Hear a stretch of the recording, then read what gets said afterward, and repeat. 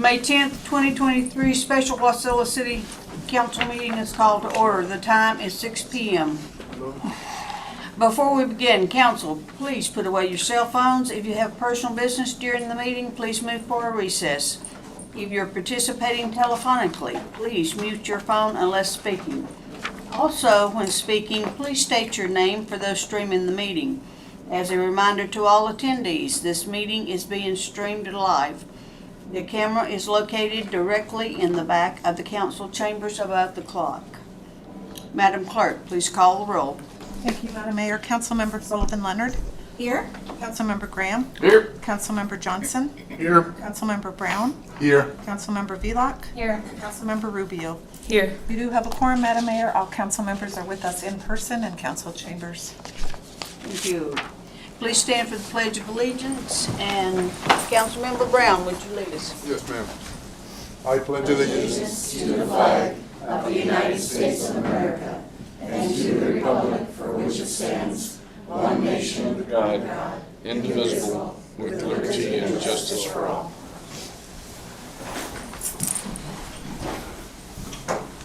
The first item on the agenda, or the first item of business is approval of the agenda. Are there changes to the agenda? Hearing none, the agenda will stand as presented. We are at public participation.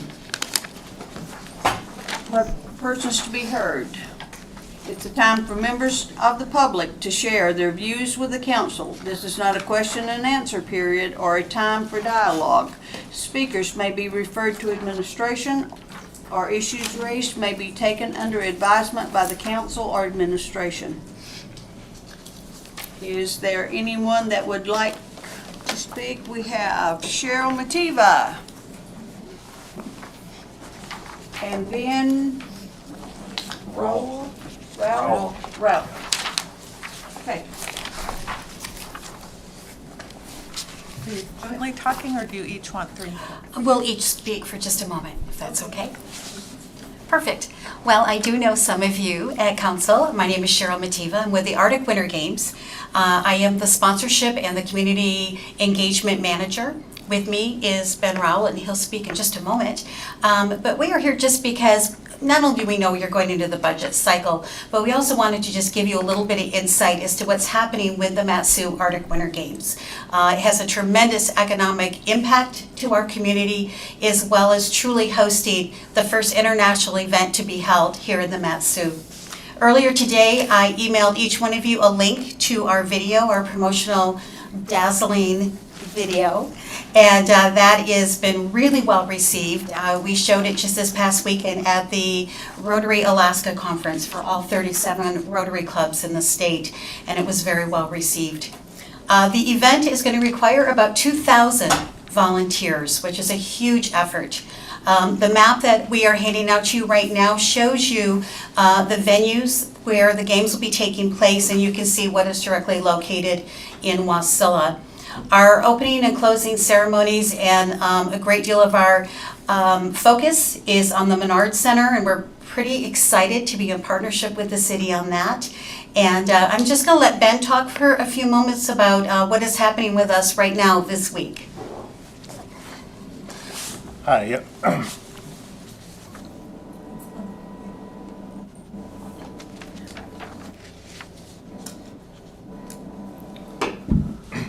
Hi, my name is Ben Rowell. I'm the Venues Program Manager for the Mat-Su 2024 Arctic Winter Games Host Society. This week we are hosting about 35 international members of the Arctic Winter Games community in what we call M1 or Meeting 1. They are in the valley to check on how our planning is going. This is our international committee and chefs de mission, and they have traveled from Greenland, Northern Alberta, Northwest Territories, Nunavut, the Sampi region, which is northern Finland, Norway, and Sweden, and also from the Yukon. And we've toured all of the facilities that we're going to be using for Arctic Winter Games, including the Menard Center, and they are very impressed with what we have to offer.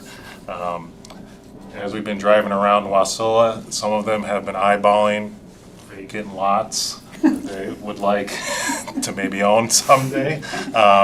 So it's been a great visit, and they're impressed with our community and can't wait to get the 2,000 athletes and coaches to the Mat-Su Valley. The other thing we'd like you to be aware of is that this group, which we call M1, Meeting 1, will be back again in September. And once again, they'll be viewing where we're at in our facilities, where we are financially. This meeting this week is incredibly in-depth. They are meeting with every chair of each one of our committees, which is, facilities, finances, etc., as well as the entire board of directors. So you can rest assured that this is an incredibly well-organized event, and we are just so privileged to host it here in the Mat-Su. And in specific, we're really highlighting Wasilla and of course Palmer. So we are excited about our engagement with the city. And as you look at the budget process, we are currently under agreement for the Menard, and I'll be sending you an email shortly just kind of detailing what, if we came into a sponsorship relationship, that would look like. Are there any questions? Do we have questions? Yes. Hi, I'm so excited with the Arctic Winter Games. My brother was a previous executive director in 1996, and so having a glimpse of what that's like in kind of our hometown and in the surrounding area is pretty exciting. So at this point, do you have full capacity for your boards? Do you have an executive director on board? How's it looking structurally? Structurally, we're in very good shape. I was brought on board about 3 to 4 weeks ago in the capacity that I'm in, and most of you who know me know that I'm hitting the ground running. And our new general manager came on board at the same time. We started the same day. Karen Lane was the general manager of the Arctic Winter Games in 2014 in Fairbanks. So she has a tremendous amount of experience, and most of our international board members or chefs are familiar with Karen and her work, and they're incredibly impressed and excited that we have her as our general manager as well. Fantastic, thank you. Thank you. Okay. All right, we appreciate your time. Yes, Mr. Brown. Yeah, thank you, Madam Mayor. Talk about how many volunteers you're looking for, in what areas? We anticipate 2,000 volunteers, approximately 2,000 athletes with coaches and support staff. Plus, there is a tremendous amount, and Ben could speak to it very briefly, what we expect even in international travelers and visitors for the games. Yes, we expect there to be in the thousands of visitors coming to Wasilla and Palmer area. If I had to throw out a number, I would say 3,000 to 4,000 folks, and we are in trying to get every hotel room, every Airbnb, every room available. We're trying to get booked up for these visitors. It's a great opportunity to open a B&B. All right, Madam Mayor, thank you, and Council, thank you for your time. Thank you.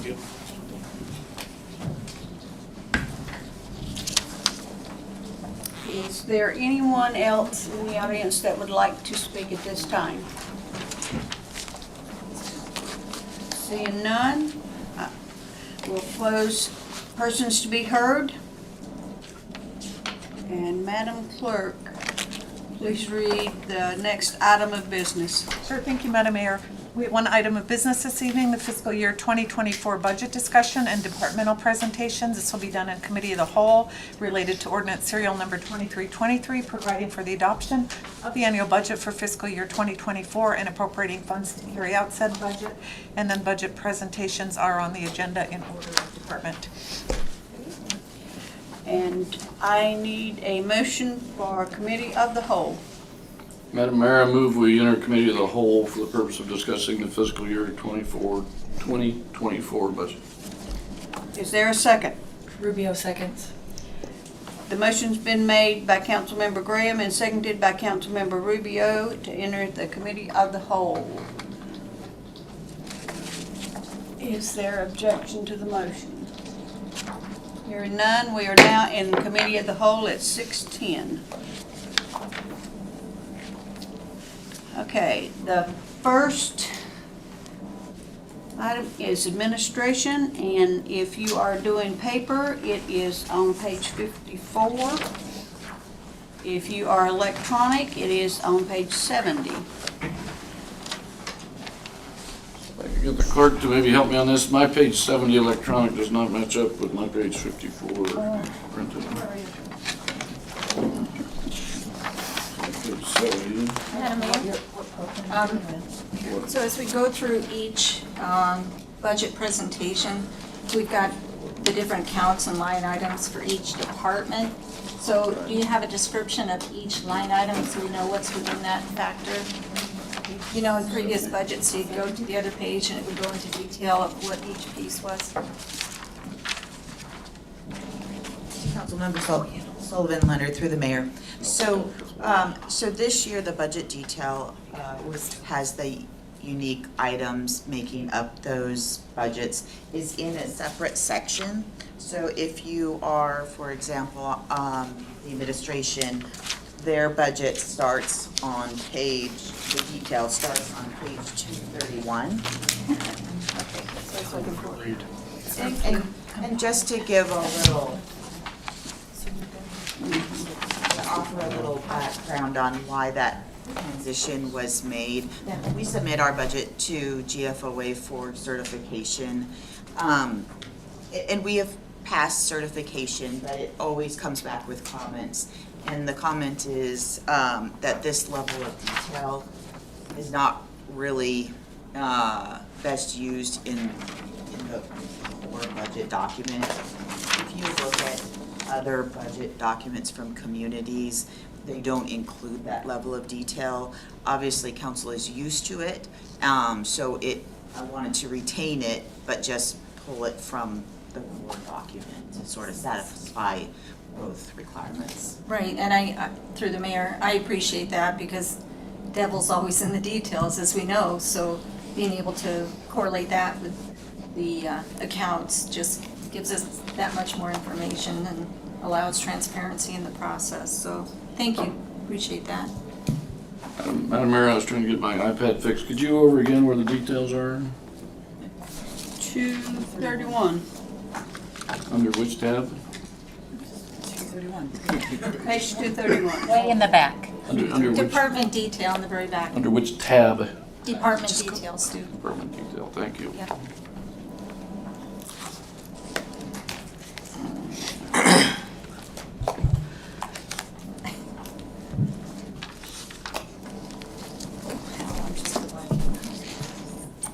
Yes, it does. In this case, that's a good thing. In this case, it's not necessarily true.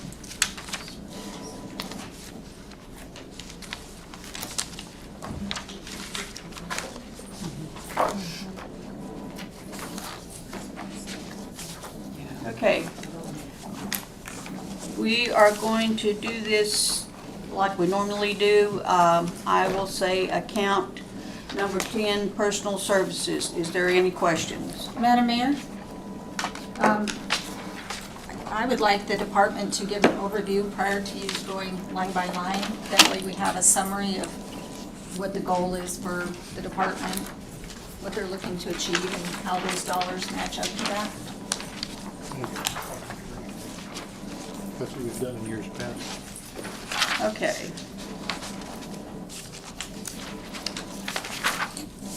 We are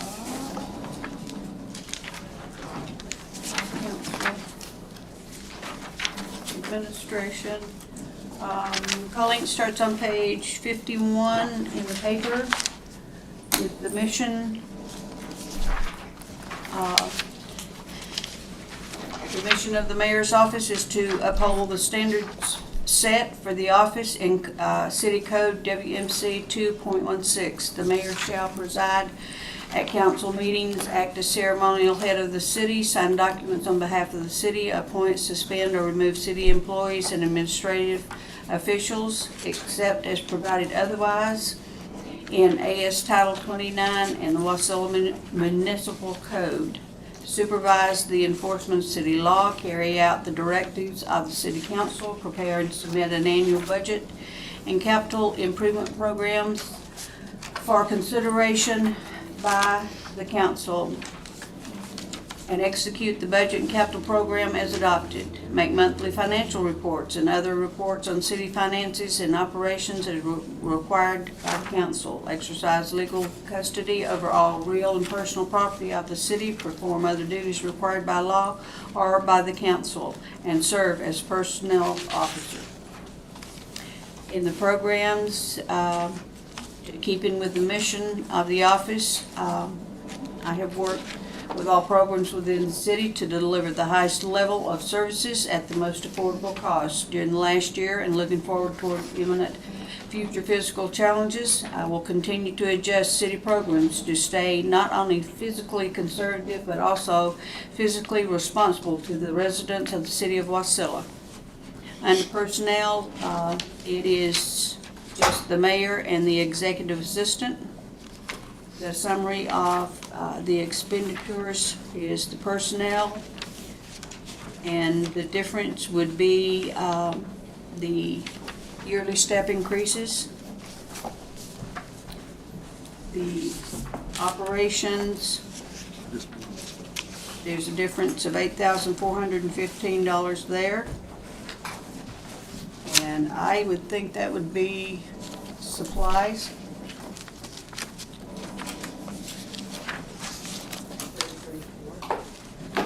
It just, Joan, I'm on page 51.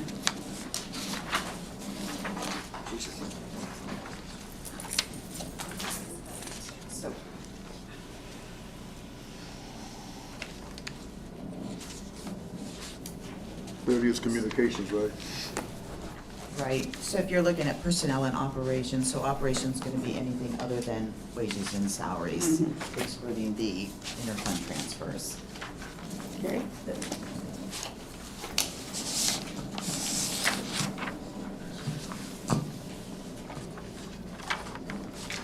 There is no significant budget changes for FY 2023 or FY 2024.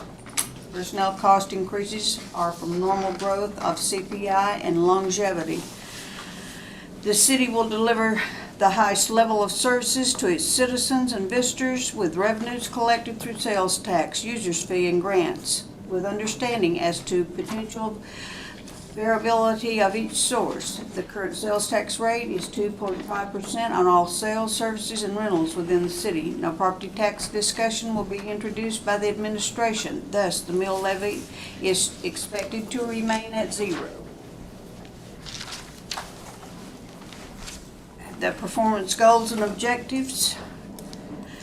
To continue the goal of providing the highest level of service at the most affordable cost, not only to the residents of Wasilla, but also to the surrounding 110,000 plus Matsu residents. The city of Wasilla will move forward in following ways. Focus on the continued growth trending in our general population to ensure all city budgets deliver the highest level of service possible to the public by aligning operations, personnel, and infrastructure, and promote employee training to increase the quality of services and improve performance management. Seek innovation and strategic opportunities through partnerships between the city, other local governments, private sector to improve business opportunities. Support a continuing source of funding for revenue through partnerships to aid or expand city programs, projects to seek ways the city can expand revenue options.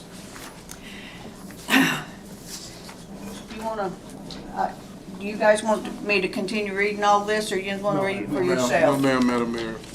I think I said summary. That's my summary, the next page. So we are on page 54, account number 10, personnel services. Any questions? Account number 20, personnel services and benefits.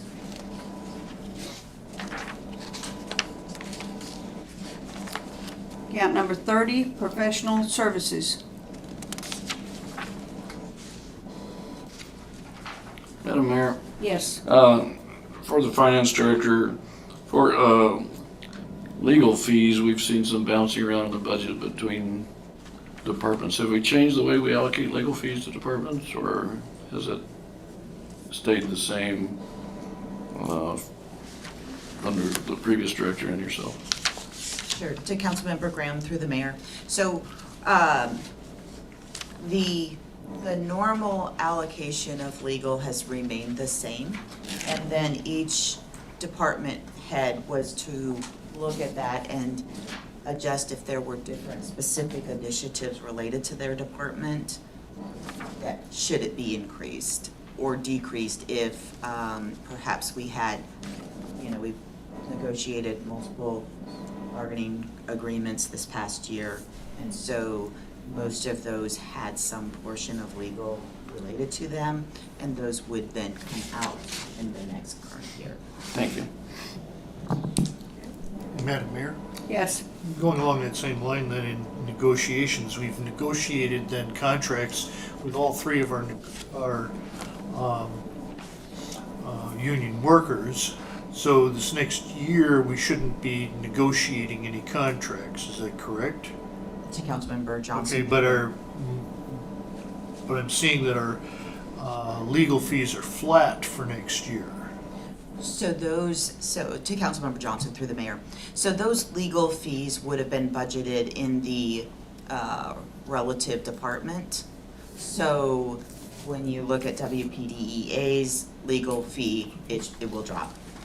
I'm sorry, Madam Mayor, to Finance Director. I thought you had said, though, that you were distributing the legal fees across all of the departments. Just to clarify, so there's sort of a baseline level of legal fees that have been through like normal operations. That methodology I haven't changed.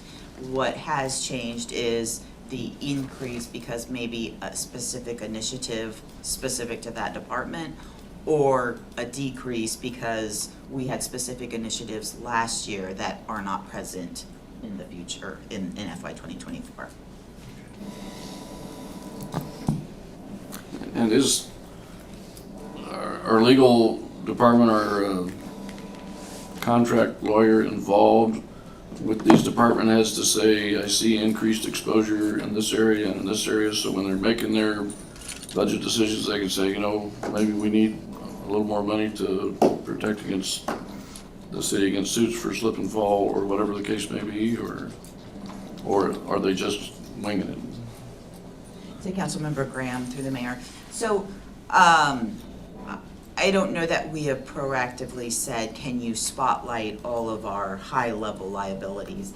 Throughout the course of our operations, we've recognized, agreements that perhaps need to be reviewed by legal because they haven't been reviewed in said number of years. So that's how we've highlighted the initiatives that are in the budget. Okay.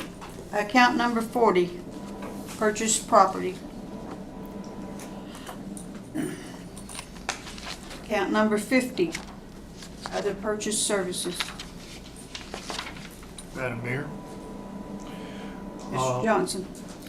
So you're keeping your budget flat for staff development. Your actuals for the previous, 2022 and 2021 were about half or even a third of those funds. I would just like some insight as to what those funds would be used for and whether or not we're really planning on spending it based on previous history. Thank you.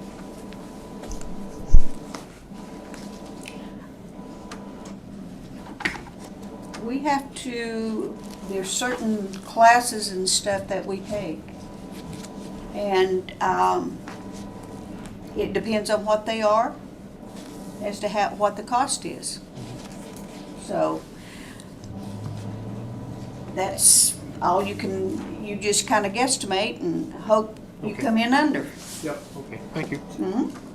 And are there specific classes that are being added in this budget cycle that were not required in the last budget cycle? Eric? I'll just speak to the position. Let's see. Executive Assistant Lisa is very active with our emergency preparation planning. So she is taking courses and working very diligently on that plan. So I would expect quite a bit of that training to be spent as she continues to develop our emergency processes. It's getting quite along, and she's doing quite a bunch of work for the city. Great, thank you. Okay. Madam Mayor? Mr. Gray? On 5081 travel, we've practically doubled, gone up about 90%. Is that due to this training, or is that due to other activities? A little bit of both.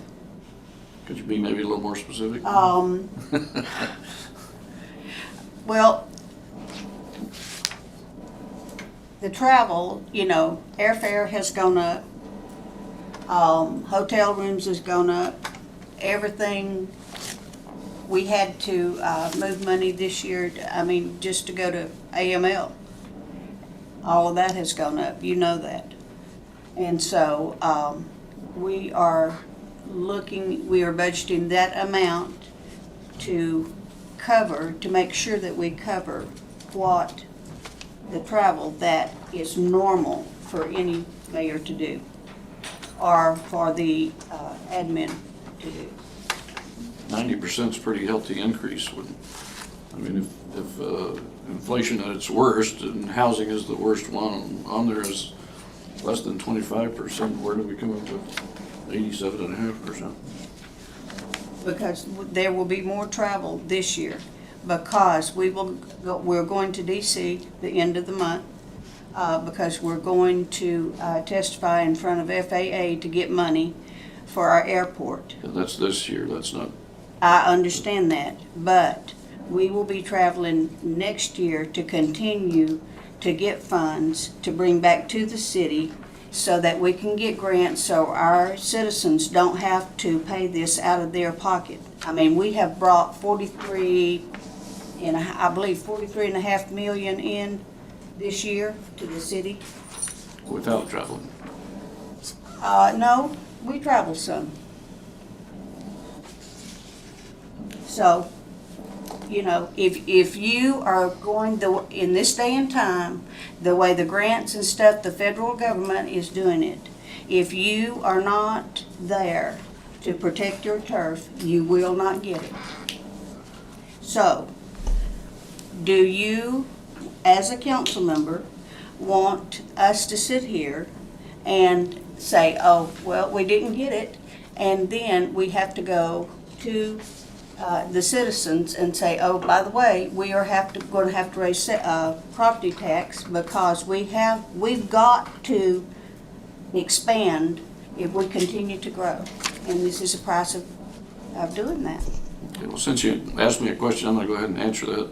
So my answer to your question, do I as a council member, what do I think of this? I think we're spending $60,000 on a lobbyist. And then we're spending additional money for administration to travel. I disagree with that philosophy. Without seeing some sort of strategic plan on how we're going to use that lobbyist and what we're going to use the lobbyist for and what we're going to use the administration for, I'm hesitant, to think that an 87.5% increase is valid. I'm not saying I'll vote against it, but I would like to see a plan as opposed to just, well, we're going to travel more and we need to be there. So that would be my answer. Thank you. Colleen? I just wanted to say, I guess you do look at what you've been planning, and when we look at our capital improvement programs, we do have them broken down year by year, and I guess I kind of look at the return on investment. If we're getting, $31 million from federal government for water, sewer, and we're pursuing federal funds in that aspect, the thought of $8,000 for travel, $60,000 for lobbyists is not really out of the norm. If anything, again, return on investment is much bigger than the investment you have for a lobbyist or for travel. And anyway, just my 2 cents on Okay, that, so. thank you. Madam Mayor? Yes. This might be to Joan. And there should be something in the supplemental detail that would say what travel they're doing. Is that in here? So that might help Councilmember It's Graham's. not detailed. It's not detailed? No. Okay. Mhm. I like detail. I agree. Okay. And to Councilmember Viva, I know that there are definitely certain things that we plan. We know we occurred them in the past. We know that we need to plan for them in the future. Similar to this Washington DC trip that the mayor and the deputy administrator will be going on. There are at times things that you just aren't aware of. And I know that we always have the opportunity to come back to council, and that, is our go-to plan. But sometimes you need to have a little flexibility to take advantage of an opportunity. Yeah, of course, I totally agree. And Joan, in response to your answer there, I would say yes, we do need to have some flexibility there. But it's the job of the council, specifically the job of the council, to provide a budget for the city.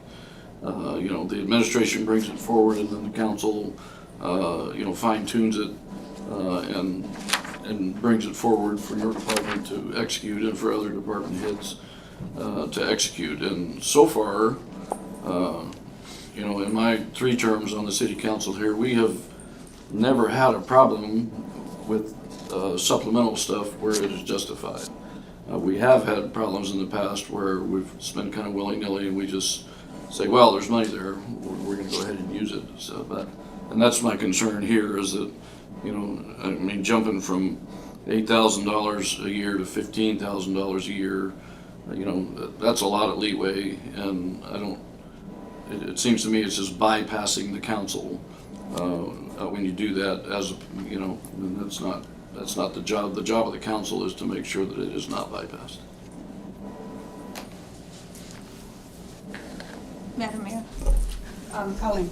I wish to concur on that, and I'm not pointing fingers at anybody, but honestly, detail of what the expenditures are for this upcoming budget is so vitally important.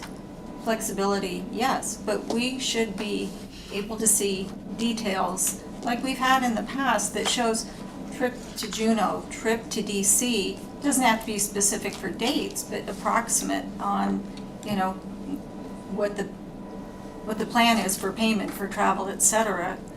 Again, I'm a stickler on details. However, I like to know what I'm buying. I like to know what the city is projecting using sales tax dollars, our citizens' dollars, so that we can make an informed decision. The bottom line is making an informed decision. So I want more detail in our detail summary. Madam Mayor, sorry, but I do. Madam Mayor, Mr. Brown? I agree with Colleen there, but someone myself who have to do a travel budget, and using legislative example, I couldn't budget for that because I got calls at last minute. Things came up and possibilities for additional funding came up, and there's no way I could have foreseen that a year out or even a month out. So I agree we need some details, but I think we have to have faith unless we have proof otherwise to give the administration some leeway with flexibility there. So, and I'm not saying that gives the administration the ability to spend openly, but there need to be some flexibility because my travel budget was $100,000 and I'm out of money already and the year's not over yet. So I think we need to give some flexibility there. Oh, yeah, totally agree. Madam Mayor, Mr. Johnson? to cite my own personal example, I sort of agree with you. When I was working at Northwest Airlines and running a huge fleet, I had to submit a travel budget.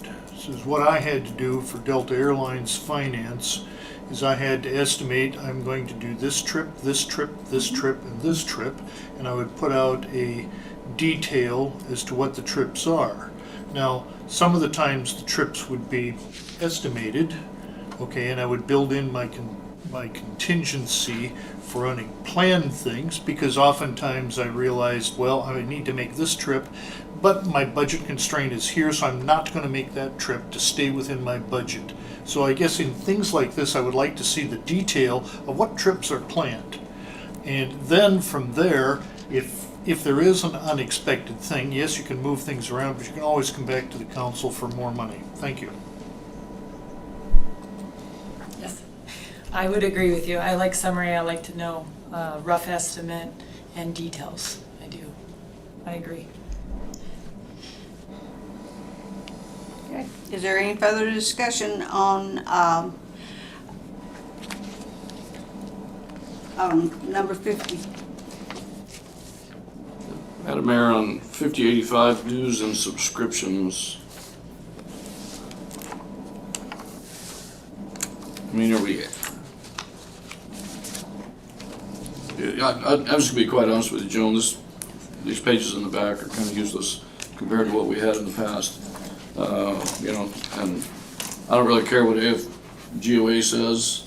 If we've got a system that works and it's not in compliance, then we should do what works. But when it comes to 5085, it doesn't really say why there's an increase of 51% there. It just says, it doesn't say anything in the back because there's nothing to compare it to. On the details, it's Frontiersman and Alaska Dispatch newspapers. Compared to last year, there is no information. It just says what it is. Are we spending more on Frontiersman? Are we spending more on Realtor dues? Are we spending more on AML dues? Are we spending more for the salary benefit survey? What is causing the 50% increase was my question. And once again, it follows up with Councilperson Rubio. The detail is just not there. There's nothing to support that. Madam Mayor. Yeah, so I've only been through one budget, and last year it was coming into it like that. It was so easy for me, business-wise, to look at it. I just feel like the numbers are there, I see that, but there is no comparison. There is no anything to compare it to. I feel like it's hard. It's just a number.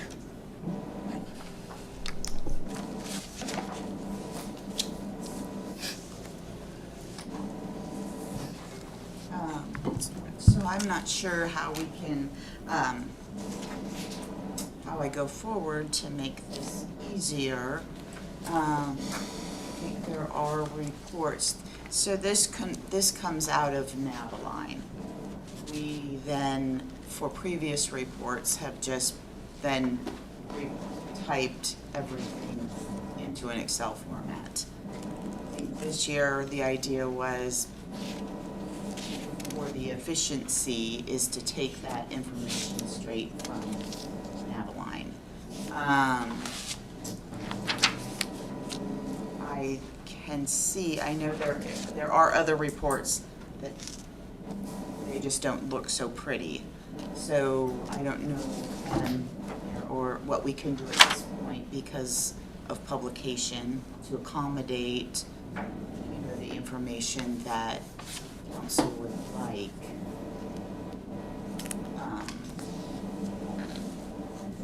Madam Mayor? Just going forward is an issue.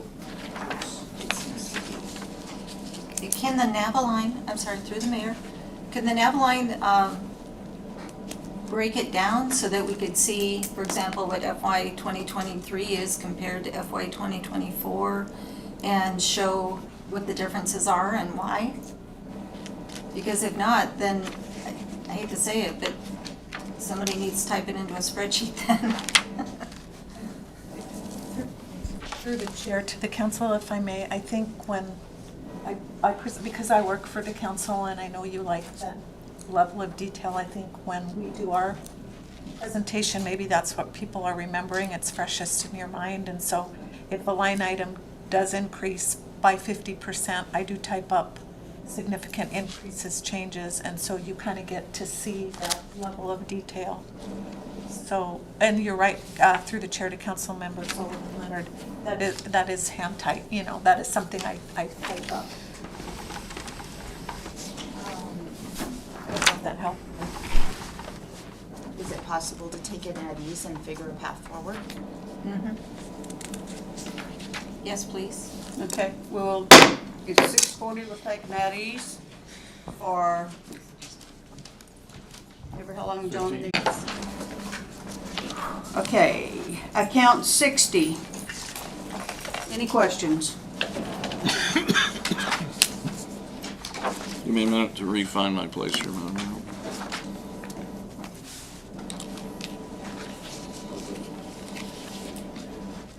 Account 99, inter-fund transfers.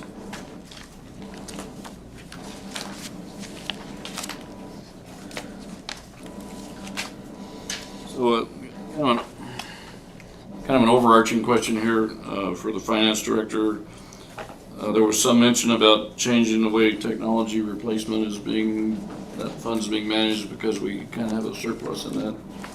Is that what we're seeing here, or are we seeing a decrease in the amount of technology used by administration? Okay, Councilmember Graham through the mayor. So because we did have a growing fund balance in the technology replacement fund, we reduced the contributions this year by 50%. Certainly, we're not spending on the same plan that when it was originally developed. So this is a 1 year. This is just their annual contribution to the technology replacement. So this isn't a change in policy, this is a 1 year adjustment. Okay, thank you. Okay, that concludes administration. We're moving on to management information system, page 79 on paper and 95 on your electronic.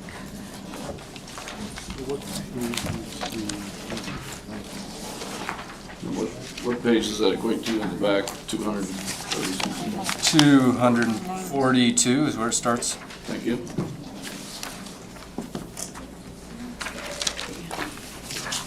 Sorry, what page did you say? 242. Thank you.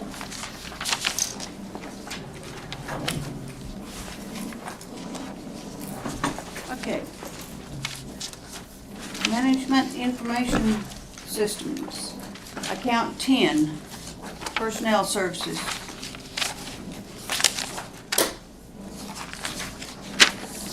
Account 20, personnel services benefit.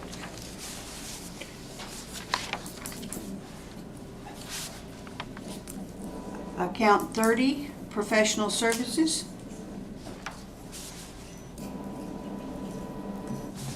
Account 40, purchased property.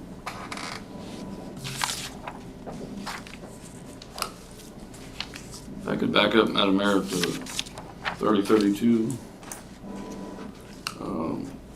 Legal, we had the $1,000, anticipated legal services, and then that goes away. Is that kind of realistic in today's technology market where people are getting sued for Facebook and whatever? I don't necessarily know why that was removed. I feel like the 23 was put in there for a specific reason. It was like an interfund transfer or something like that. To Councilmember Graham through the mayor. So in the current year, we established a technology sharing agreement with the Matsuboro. And so we had our legal review it, and so the legal this year was an anomaly. And so that's why it's being reduced. Thank you.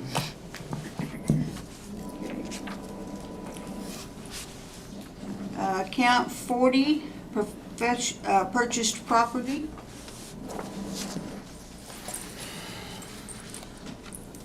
Account 50, other purchased services.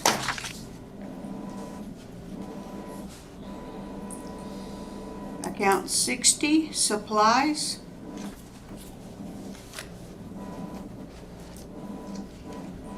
Account 99, Interfund transfers. Madam Mayor? Sorry. Yes, ma'am. Could we go back up to insurance, line 5020, with regard to an increase of 19.26%? What does that entail? I would direct that to Joan. I believe Oh, sure. she handles the insurance line. Yes, to Councilmember Sullivan Leonard. So this includes general liability insurance, which is of course predicated based on payroll amounts. And we are aware that workers' comp insurance will be going up, as well as property, and expect general liability as well. Oh, very good. Okay, thank you. Okay, is there any other questions on MIS? Madam Mayor, I would like to see more detail on 3034, please. On what? 3034, professional services, other increase of more than 10%. Yeah. What sheet is the detail on? I didn't see any detail on this one, but it's page 241. 241? Gross. Okay, I see that one. The details, IT consulting. Basically, that line item has already been there. We increased it, I think, by 5,000 maybe this year. We are doing a lot more advanced things in the city now, and I obviously don't know everything, so it's nice to have a resource that I can call and talk through advanced topics or advanced things that I'm trying to implement here. I'm bouncing ideas off somebody else. It's basically what these IT consulting dollars are for.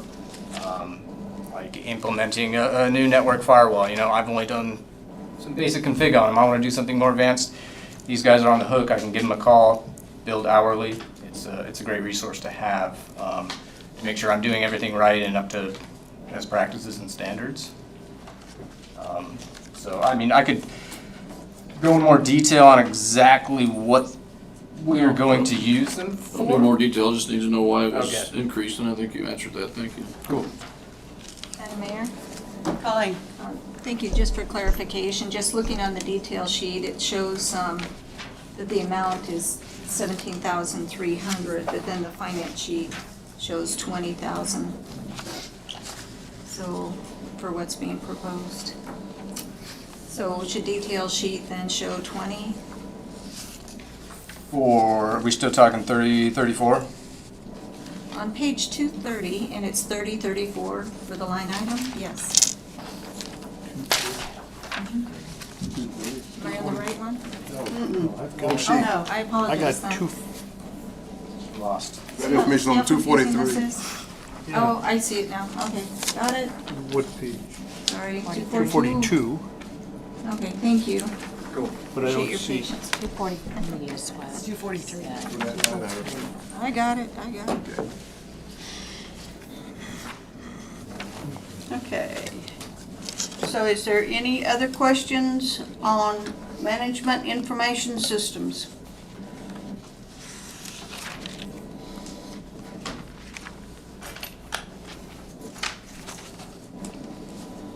Hearing none?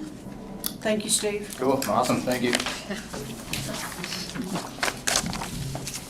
Okay, we're moving on to planning. Page 69 paper, 85 electronic.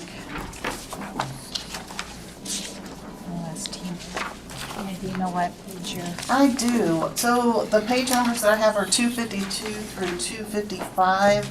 That's the packet page numbers, but if you're going with the supplemental budget page number, that starts on 236. So I wasn't sure which you were working with. 236. 236. It's at the very bottom. Starts with the personnel costs and then goes through the top of 239.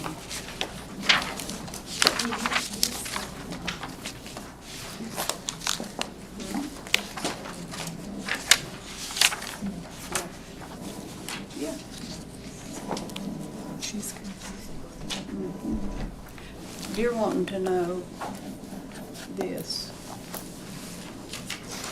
No, it's gonna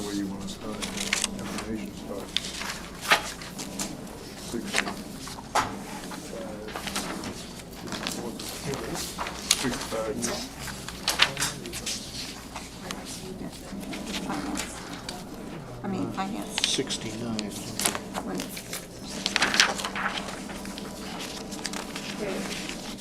Everybody on page Madam Mayor? 60, yes. If I could get planning to give a synopsis of her department, and the reason I ask because I'm concerned about all the things the city is planning and what we are doing, and I watch the city planning grow, so synopsis, and one of my questions I give you ahead of time is 2 people sufficient to do where we are going? Thanks. I'll try and address that. Kind of caught me off guard. Just for the record, Tina Crawford, city planner. I guess information services, I had some accomplishments and some projects that are coming up. I think that's what Councilmember Brown is talking about. Some of the upcoming projects that we have are the hazard mitigation plan update, the downtown overlay parking study, amendments to Title 16 that include the landscape standards, Fair Housing Act, bringing our code up into compliance with that, dealing with use permits and elevated permits. We also are due for our comprehensive plan to be updated. And then after that's updated, then Title 16 will be rewritten as a whole, and then the zoning map will be updated. So that's within the 5-year plan going forward. That was in the strategic plan. We currently have in our budget money, it's $7,500 a year to hire consultants with the public outreach. That's from a planning standpoint, that's my particular weakness. Gathering that, knowing the ways to get the public input, to get them engaged into hands-on exercises and workshops. We budget for that to be done through a consultant versus in-house. Otherwise, the budget shifted about 10 years ago to have staff do the research, to go to training, to be aware of the trends and the activities so that we can actually do a lot of the drafting of the code and then coordinate with the city attorney as we need to. In answer to the question about is 2 enough, She said 236. Didn't mean to put you on the spot. it's kind of, it can be. It's becoming a little bit of a pinch point. Part of it is, and the reason I can't give you a firm answer is the finance department went to the MuniRev system, which is a computer way of reviewing business licenses, so planning reviews those. Previously, the customers would come to us, we could have the conversation with them, face to face, determine what permits they need. Now it goes through a computer system, gets routed to you, then you have to make a phone call. So it has some additional time, but I think some of that may fall into place as we get more used to that system. The same with our online permitting system, just went live 100% mid-year last year. So there's still that learning curve, getting used to doing it digital instead of paper. So it does take some more time. So we're struggling a little bit from staff time because of those changes in technology, but I think overall we'll see some efficiencies, and again, that will even out. What you will probably see is the 5-year timeline may be too optimistic, or we may have to come back to the council and ask for money to have more of a consultant involvement with some of those projects. The goal is to try and identify grants. I know as part of that SEDS program that's going on, it positions us to be eligible for more grants. So we'll try and get grants, and we'll bring consultants on board. Again, it still takes staff time. You still have to be the project manager. You still have to coordinate with them. Consultants can be great in some capacities, but you have to be aware of, there's still a lot of management with making sure that they recognize what the values are and the desires of the community versus, just writing what they think would be a good plan. So there's a lot of involvement, but I think for the next year we'll be fine, and maybe even the year following that. But you will probably hear some conversations after that. As we move into these bigger projects, we may need more consultant money. Follow up, Madam Mayor. And again, the big one for me is watching the city grow, and then the SIDS program. I don't need an answer now, but looking at how if the SIDS program get approved and the city begin to grow, and interact with other parts of the valley, how that's going to affect your department. So that's something to keep an eye on, and I'm concerned about it because as we grow, I'm concerned that we do it correctly with a sufficient amount of people to make sure we plan properly. I don't want Wasilla to look like Juneau, Alaska, where there's no parking. So thank you, Madam Mayor. Was your mic on? Yes, it was. Okay.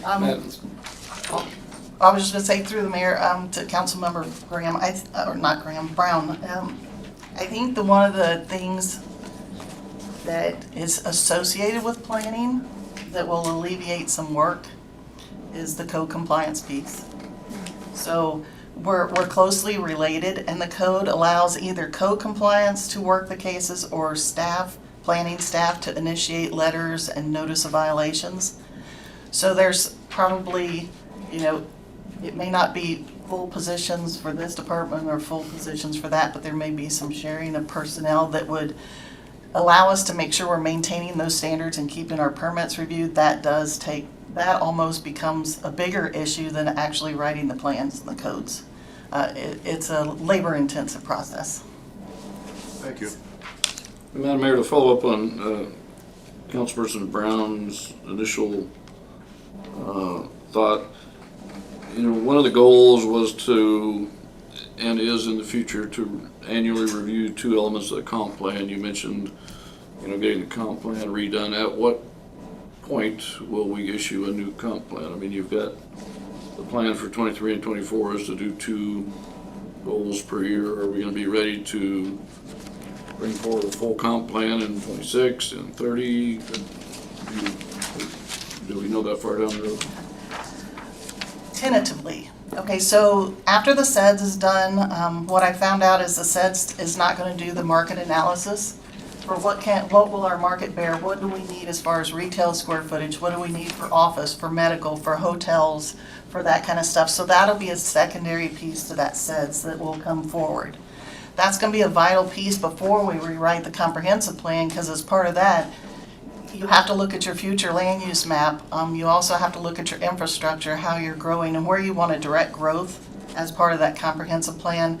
So there's an in-between step that will do that, but while that market study is going forward, we'll still be researching the code or the comp plan, identifying what's been accomplished, what needs to be accomplished. We'll continue that review with the Planning Commission so that we'll be positioned. So it would probably be, you wouldn't see probably public involvement starting until maybe the end of fiscal year or end of 2025 to start that process, to start getting that input, because when the 2011 comprehensive plan was adopted, there was about 18 months of public involvement and stakeholder involvement. So that's about what will be involved with this one. So I'm anticipating, like I said, sometime in 2025, probably toward the end, that's when we would start creating those stakeholder groups and start getting that public involvement piece going, and then going through those details. And it will probably be like a 2-year process. Thank you. Okay. Account number 10 for planning, personal services. Any questions?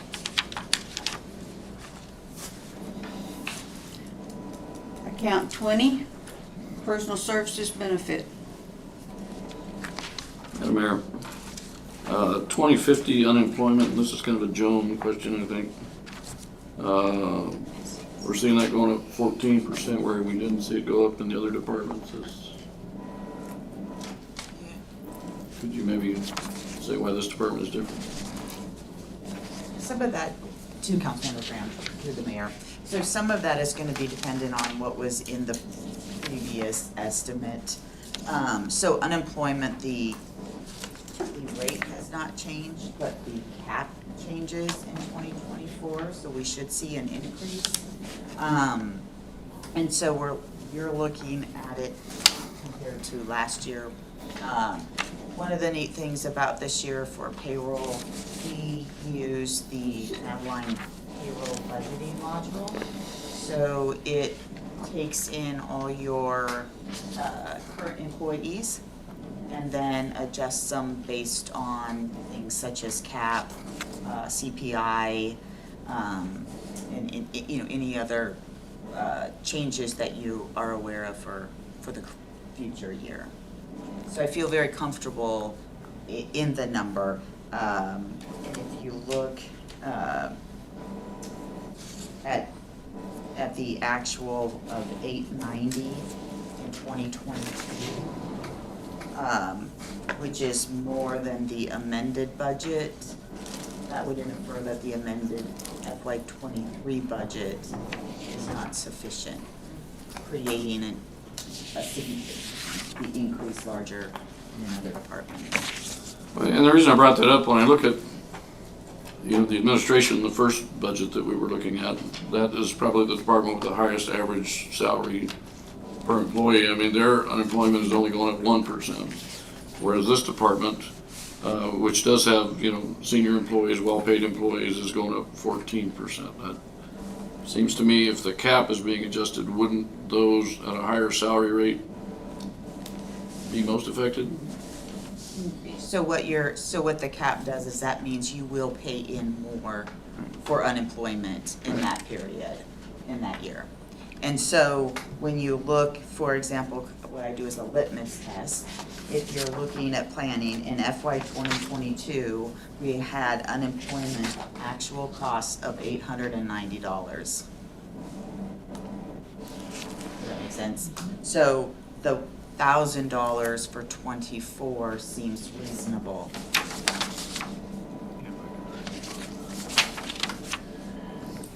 I don't think that answers my question, but I'll let it lie. Thank you. Some other departments have similar 14% increase. Some do, some don't. Yeah. That was. And I guess the point is, where if we benchmark based off of FY23, that was an estimate, right? And so if there was a different estimate from a different department, but when I look at this, I say, okay, $1,000 seems appropriate, because in 22, 890 was our actual, higher than our estimate for 23.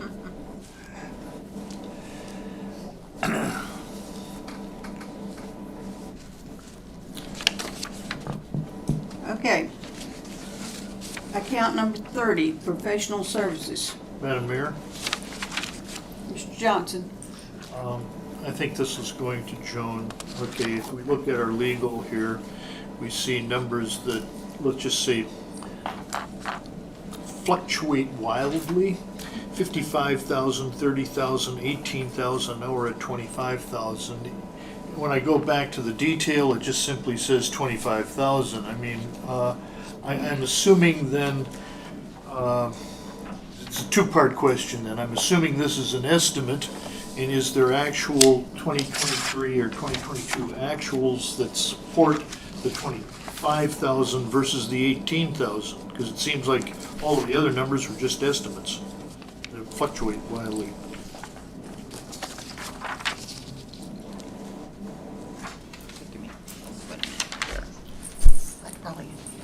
Go ahead, Tina. Through the mayor to Councilmember Johnson, I believe I probably can answer that question a little bit better. So if you look on page 253 where it has that legal category, it's kind of a lump sum category. So this pays for legal to review the planning commission packages, to attend our meetings, to review any code amendments, and the wild card that you're speaking of are appeals. You never know if there's going to be an appeal of a decision of the planning commission, and then there's significant staff time. And even outside of appeals, there's been, at least in the last 3 years, 2 potential lawsuits that came forward based on co-compliance issues that were mediated and resolved between the attorneys. So those had significantly higher costs going through that mediation to avoid going to court. So we never know when those are going to happen, but we do know that the city attorney is carrying a huge burden of drafting the amendments to our code to address the Fair Housing Act, and that has to do with group homes, assisted living facilities, those type institutional homes. the sex offender homes, those kind of things, although that wasn't billed to our budget, the ordinance that was in front of the council about sex offenders, all of the type of group living is covered and protected by the Fair Housing Act. Our code needs to be updated, and because it's a legal issue, they are going to have significant fees for drafting that. So staff won't be drafting those amendments. There's also another project that they're working on that was brought to the council's attention. It has to do with use permits and elevated permits to the planning commission. So that amendment is again being spearheaded by the city attorney because it deals with legal issues. So in speaking with the finance director, the budget typically has $18,000 in it, and so the request was to try and identify some of these projects that we knew were coming in and to try and make it more realistic. And so that's where we came up with the $25,000. Thank you, Tina. I guess that my point is that your explanation is excellent. It would have been great if we would have had that detail into here, so we would at least have some idea as to why the increase. Thank you very much. Okay. Tina, you referenced something about page 252, but earlier you said we're starting on 236. Oh, sorry, did I say, it's 237. Yeah, the budget book, page 237, up near the top, that's where it just says legal, PC meetings, appeals, code amendments, review. So it is, there's only so many words you can fit into that particular section. But I wanted to at least provide you the detail. Okay, we're moving on to account 40, purchased property.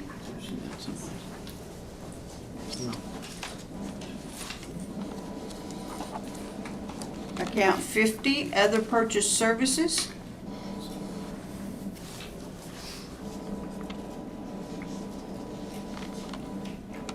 Account 60, supplies.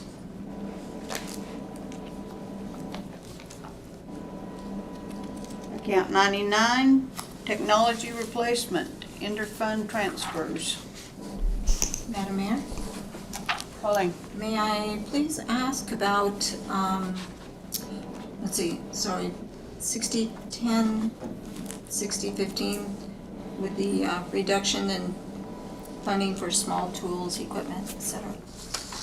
Through the mayor to Councilmember Sullivan Leonard, the $4,000 reduction you see is removal of the money that was the scanner. We had a scanner budgeted for this year, and so it's not needed to purchase again, so it's not included in this budget. Thank you. Madam Mayor? Mr. Johnson. Just a general question. I was sort of expecting, with code and code compliance, that you would be, that we'd be having some sort of a transportation costs, like visiting sites, things like that built into the budget. So I was expecting to see a line item for car, gasoline, or whatever. Where is that in the budget? I assume that it's built in here somewhere. Code compliance will be tomorrow night. Okay.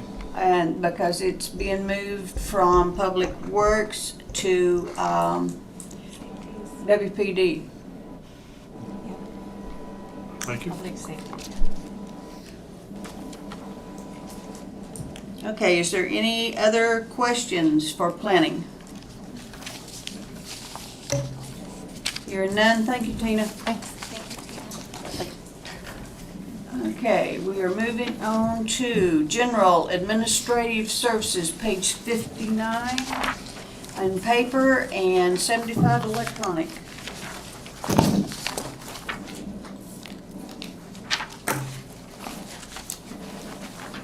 Before you start, could you tell us which page in the back we're looking at? Yeah, Which page? I'm talking detail.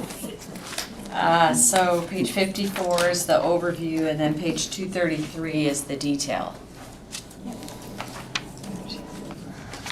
I was just gonna give a little update, if that's okay. 233. Which is page 249 of the electronic.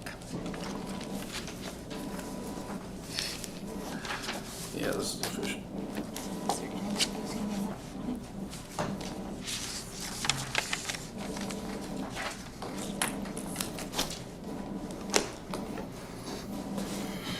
Crystal? Madam Mayor, if I could get a synopsis of your department, what you're doing. Again, I'm looking at the things that I've been watching the cities involved in, such as the SID programs and other advanced planning we're doing, and I'm concerned about a one-man shop. So thank you for that request. My department has been trying to realign with where the greatest needs are, not what they've done in the past. And so I just want to set the framework for where some of the adjustments are coming from. First of all, the three things that I focus on primarily come from the mayor's direction for execution is how do we build economic resiliency, how do we develop the strategic partners that we need, and also to develop programs internally and externally that the public or even we understand what it means to explore, work, and do business in Wasilla. Those are my three pockets of priorities. But there's been some challenges, and I want to just let you know some of the challenges that we've seen and then how the goals that I am going to share align with the budget. First of all, one of the challenges is how do you strategically increase economic activity and sustainability when infrastructure is at 200% capacity and lacks a long-term capital strategy plan? Economic activity generates direct and indirect revenue. So if we want to attract the activity, we are focused on creating those that have living wage jobs. They bring in sustainable sales tax, and they have little to no impact on our current infrastructure. So that's why you see the retail, you see wholesale, restaurants, aviation hangars, warehousing. With the exception of traffic, we have enough infrastructure for those businesses to continue. Yet one of the fastest industries that are recovering from COVID is leisure and hospitality. And you heard it from the Arctic Winter Games, there's not enough beds right now in this area, in our city to be able to really host that. So when you talk about hotels or car washes or fitness clubs, you know, that in those industries right there can put a real strain on the infrastructure we have right now. And so it's really a balancing act about who we want to attract, because people want to have their toilets work. People want swimming pools. And so we have to be real with what we have, and we have to have a way to understand how to fund that investment. The second challenge is how do you create the economic diversification and prioritize your goals? We found that in the SEDS process. And so when you look at, Neil Free said today, the fastest growing job sector out here during 20 and 21, 22 is healthcare, with 4,400 jobs, and behind it is leisure and hospitality and construction. So if you looked at that from a revenue standpoint, medical services are exempt, and yet they have the highest paying jobs in the region. So we do get indirect sales tax when they come here and work and have lunch. Leisure and hospitality, they pay a sales tax, but we do not receive a bed tax. And so we get indirect sales tax from that. And then the construction industry, they've got great living wage jobs. They occasionally pay sales tax. Sometimes they don't. And so these are fast-growing industries, but we have to figure out how we can offer some great incentives for them to come here. The second thing is to be very strategic on how you diversify that income. One of the things we found in SEDS is they said, you have the workforce, now go find the employers. The last thing is just the legislation in Juneau has been stagnant, and we've had to pivot to the federal. So in this budget that you see, there's just three things that I think you really need to know, and that is we're trying to measure this economic activity with the SEDS program that we were awarded. That's going to show our priorities, and it will keep us focused on where we need to put our investments. We're continuing to work with our legislators to figure out how we can bring sufficient funding to this area with our partners. And the last is just automating different departments within the city. So we reduce duplication and we increase the collaboration that's going on. So those are the big goals that we have that match our budget this year. Okay. Account 10 is personnel services. Madam Mayor, Councilman Brown. And again, what you just read, I'm looking at personnel services, and I'm concerned can one person do that successfully? We can, because right now we're setting the framework, and we're trying to put in place a system where we can forecast beyond tomorrow of what kind of activity is gonna come here and what kind of infrastructure we're gonna need, and then set that in place. Like the SEDS, we'll be doing that every year. We have to update that. And so, in the next budget season, we probably will have some contract money to keep that SEDS up to date. And once we know our priorities, we'll know how to pay for that. But right now, it's like throwing spaghetti. Thank you. Okay. Account 20, Personnel Services Benefits.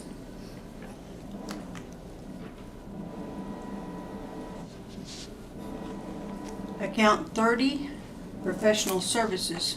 Madam Mayor? Mr. Johnson.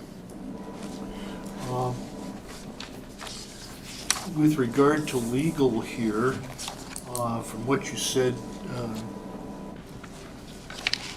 Crystal, what you Yeah. said to me at the beginning of the meeting, looks like we've got a contract coming up.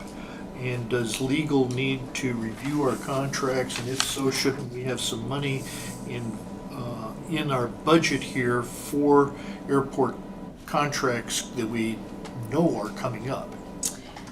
That's an excellent question. How we have worked through that is through Public Works, because it's Public Works assets. And so that would not come out of my budget. It would come out of Public Works, Thank you. out of the, I believe, aviation. Thank you. Yeah. Mr. Graham. Thank you, Madam Mayor. Thank you, Crystal. So looking at 30, 34, other, and then listening, of course, to what you also said, you know, we're gonna have additional needs for reviewing the SEDS every year, updating the SEDS every year, which is gonna be a Correct. contract sort of thing, kind of like we're doing now. And then I just don't see it there. What I don't know, I'm kind of missing where we're adding that. I mean, we're at $21,000 versus $7,500, and there's really no explanation in the details here other than where the money is going. So so for the 21,000, so the 75, which was in this year, that was for strategic planning, that was part of my budget. And then for the SEDS, it's our understanding from EDA that will be the secondary grant to update the plan, but we will probably have to match a portion of that. And so that's where that other was placed as a placeholder, because I'm not sure how EDA is going to, I don't know what their match is on that. I have to just get the plan approved with them first. Well, what kind of percentage? I mean, $13,500, most federal matches are less than 20%. And I'm still confused about this $13,500. It sounds to me like it's a multitude of things, not one thing in particular. And I don't know which of the items on page 233 are new and which are not. I mean, you've got city branding on here at $6,000 is your highest. Right. You know, 13. the Aurora app is on there, but I mean, we added that last year, so I'm assuming Right. this is maintenance So, of that app and so on and so forth. Yeah, so that's a good question. So the city branding was the same, the strategic planning was put in there, and then the economic summit that we did for the SEDS, which was a spring and fall event, I put that in there as well, because we have had a lot of participation and we've had a lot of engagement from businesses that will come and say, hey, we heard you're having a summit, so that was part of it as well. And then there is an additional $3,000 in there for the chamber. In the past, the chamber we have paid $2,500 for membership, but we have not really engaged in events or any kind of community outreach. And because we're focused on economic development, not community development, that $3,000 are three specific community events that the chamber has agreed to do. One is going to be a landscaping beautification contest in August. They do all the marketing, the prizes, the advertising, all of that. In October, we'll do a trick or treat at City Hall. The City Hall Government Works for the different students around. And then at Christmas time, we'll have an event at Idita Park for walking through. So those are 3 community events that the city will primarily be the sponsor, and will advertise and will give prizes to show that we're doing community engagement. So that's where that extra money comes in. And so we offered to pay them to Yes. be the promoter of this event? We did. Or they didn't come to us and say, hey, let us promote this, or, I mean? No, in fact, there's been a lot of different ways that we've reached out, including the 4th of July parade. But it seems to be a good place to start with these 3 programs that they can market and touch a different population than we're normally working with. And then we're gonna continue to have our $2,500 dues and subscriptions. Yes. So it'll be 2,500 plus 3,000. Yeah. And one of the other reasons is that as you look across at EDAs and their SEDS, the chambers of commerces do play a pretty big role, and you have to demonstrate that they are part of that. And so I think if we have a measurable event and we show some success working together, we might decide after 1 or 2, maybe that's not working, maybe it is. But they are a local chamber of commerce, and EDA does want to see that we're working with them. So I would like to see, Joan, numbers from last year versus last year's budget versus what's proposed this year, so I can see the changes in these things under 30, 34 or other. And I can provide you with the proposal from the chamber, so you have all the details on what that looks like. Just like $13,500, and we just spent 3 minutes talking about $3,000, so if I knew what we were talking about, it would make better sense. Thank you. Or if I knew what to compare it to. Okay. Okay, moving on, account 40, purchase property. Account 50, other purchase services. Madam Mayor? Mr. Johnson. Yes, I'd like to address account 5081, please, for $15,000. Yeah. I like your detail on page 233. You have one item there for 3,500, which you say aviation conference. Just curious, and more or less, what conference are you anticipating? So we have been monitoring, I went to a P3 conference initially, and that was in Dallas, and it was about that much. And made the assessment at that point that it was really for the bigger airports, not for ours.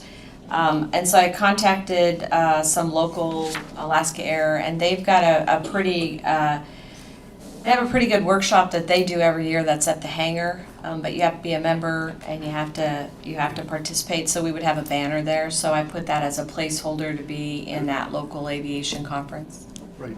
The reason that I'm bringing this up is that over the last weekend was the Great Alaska Fly-In. Yeah. We weren't there. Yeah. We was sitting in the Palmer Airport. We had no advertisement, and no one knows Right. we were really there. And so I'm wondering if there's sufficient funds where we could actually set up a booth and describe the fact that, hey, we have hangar space that could be built. We have tie downs. We have a nice airport facility that, to advertise, because people are flying into this event. Right. And they're going into our competitor, Palmer. Right. And we have no presence. So I was hoping that that you were going to say that conference was for that. Yeah, we're being friendly neighbors, but that's a good suggestion. I will ask if we can participate in it next year. It seems like there's a lot of people that went to it, like you said. It was very well attended. But So- we're not advertising. No. That's my point. Yeah. You have aircraft hangar builders there, and they don't even know about us. Well, and to be truthful, we potentially just leased our last lot at the airport that would be of commercial status. All the other lots are on the other side, and we don't have power and water there yet. But private people may not care. And again, Yeah. it's the Great Alaska Fly-In is a lot of private people. Right. And so you have a lot of airplane people coming through, and we're not there. That's Yeah. my point. Well, that's why I wanted to put it in there, or in the budget, so it's on our radar. And I will explore that with the city of Palmer. I think they're gonna host it again next year. Madam Mayor. Mr. Graham? So, when I'm looking at your, kind of summary on page 55 here, it says the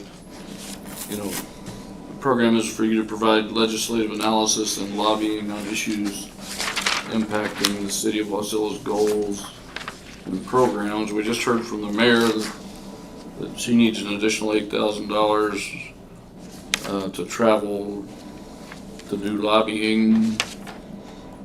Is your lobbying confined to local issues? Is it? Because I don't see anything here, travel to So. back that up. I mean, I see AML in here twice. I see economic conference, in-state conference, aviation conference. I don't see anything about Juneau or DC, anything that would be connected with lobbying. So is lobbying purely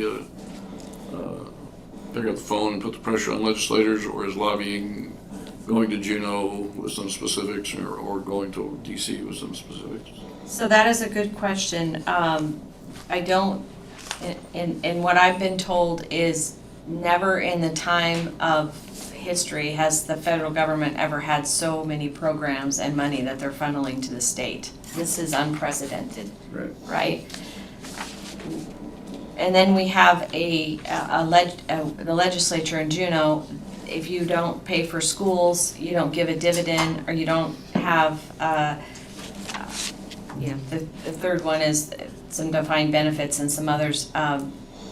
Even the community match is minuscule. So what the lobby has really done is to pick up the phone and say, who do I need to talk to, like the SB9, or in the case of some infrastructure questions, who do I need to talk to, or aviation, how do we get the commissioner here so we can show them exactly what we have challenged at the airport with FAA.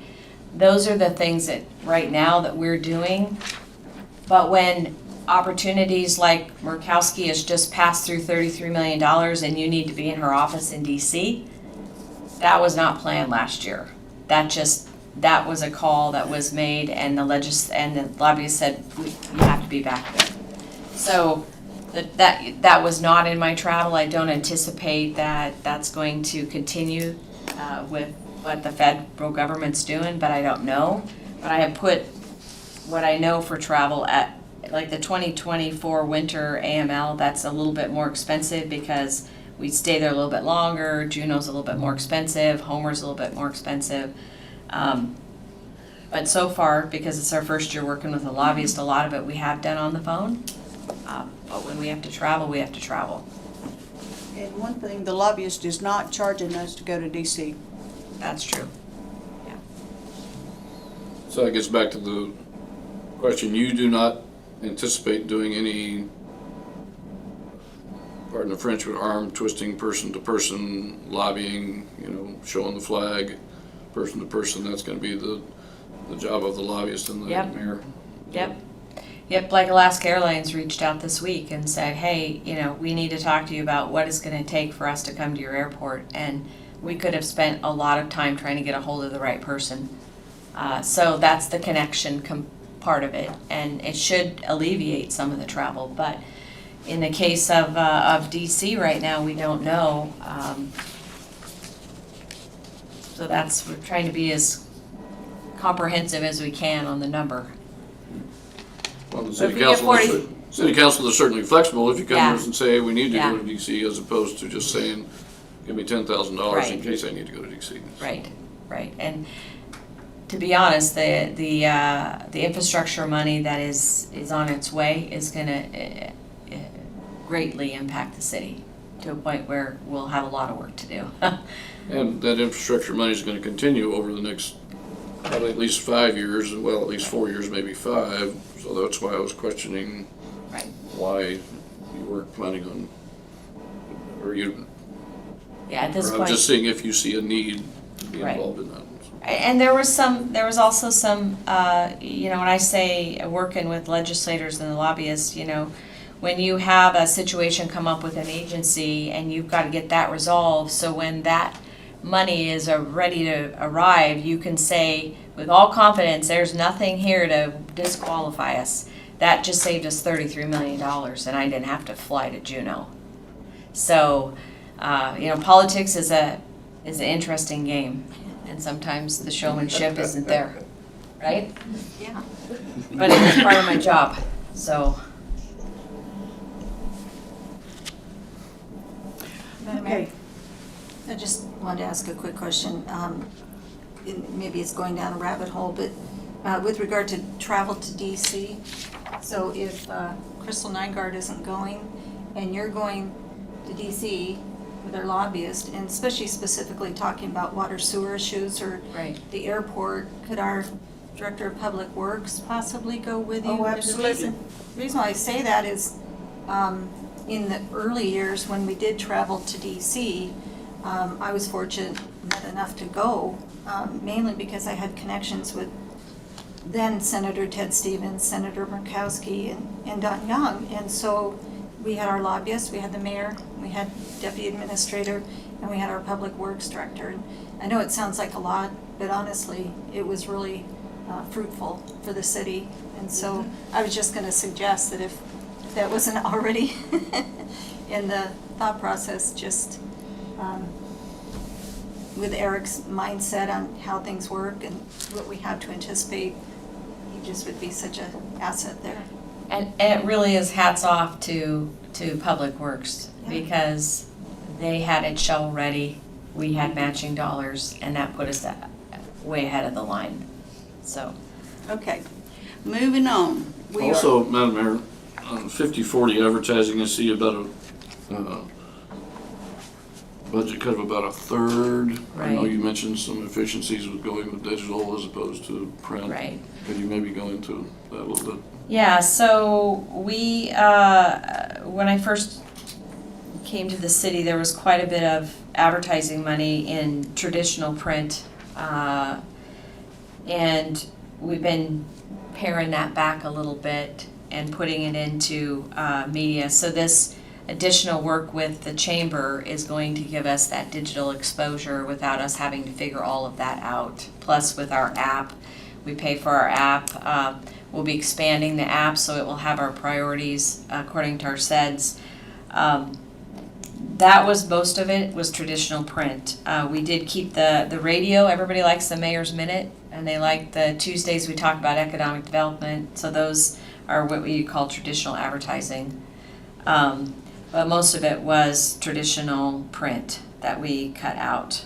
And I did keep the logo items in there because the 4th of July parade, we always buy things for the parade. That's primarily under there. And we kept a couple people's paper for the parade. But even the parade, the advertising comes out of another budget. Thank you. Yeah. Okay, we're moving on to account 60, supplies.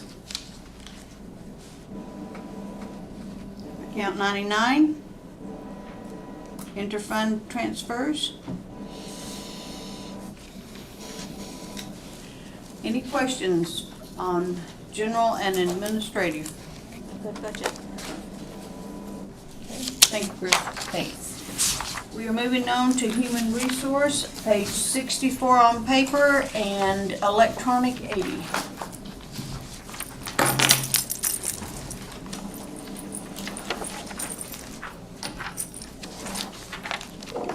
Hello, I'm Jamie Herbert, HR manager for the city. Same question, Jamie. Could you point me to the right page in the back? Yes, so it is, it starts on page 250 for the breakdown, and page 76 is the breakdown of the actual summary. Madam Mayor. Same question to HR. looking at the city has approximately 137 employees, I believe. And with the potential growth the city and the valley is looking at, and as the valley grows, the city grows also. I just want to hear what you're doing, and I see you have a small department also, 2 people. And I look at what the state does, I look at what my department does for HR. And so I'd like to hear from you what you do, because I wondered how you do it with 2 people. We keep by. We keep our head above water. I'm prepping for vacation and I'm super excited to go on a beach. So, but in the future, I would really hope that the city would invest in the safety of the employees and focus on that piece for safety and education of our employees. But that is the one piece that I would suggest being still considered based on my strategic plan in the next. Not to interrupt, but maybe you could go some detail. I think a lot of people don't know the scope of what HR is responsible for. And I'm assuming the city is following the kind of the general national rules for HR. I will say when I started with the city of Wasilla, HR was a very administratively focused career, just like any other local government was. One of the things being in the military structure brought me to know and understand how truly important our people are, and the mindset, no matter what we do as an administration, it ultimately impacts our people. And our department heads also obviously impact their people with their budget. Because we were operating on administrative function, there was a lot of missing pieces in terms of conversation that could happen to make things run a little bit smoother. What you'll see this budget cycle is that the code compliance position is going from one department to the next, due to not having the resources of HR in that moment for the strategic process of that and interconnecting the departments and having those really difficult conversations of what does this look like. We are now backtracking quite a bit just to make sure we do it right the first time and save a lot of time down the line. So I think with those really in-depth strategic conversations happening, it takes a lot of man-hours, it takes a lot of meetings, a lot of conversations to really get down to the nitty-gritty and make the right move for not only our employees, but also for the city long-term wise. So I will say that that does take a lot of time, a lot of planning, a lot of administrative duties away from us, but I will also say that by having those really long, lengthy conversations, we are seeing a lot of success. We are seeing employees be able to have that transparency that they so deserve, and the holistic approach and the department heads and the amazing work that they do is being looked at across the city as a whole.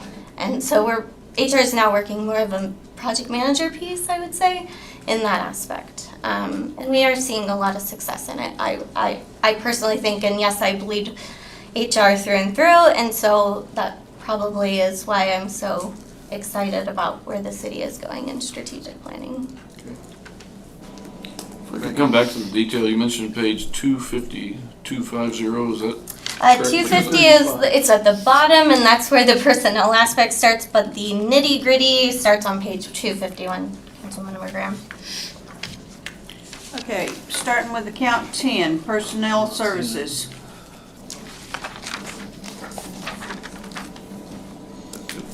Okay, If we could, Joan, sorry. that 250 and 251 doesn't seem to have anything to do with HR. 235. That's what I had. Oh, sorry, I'm looking at this bottom part, I'm so sorry. 235. Thank you. Yeah. How did you find that? You put the account number together, 4036 or 4136, and you page through till you find it. Okay, account 10, personnel services. Account 20, personnel services benefit.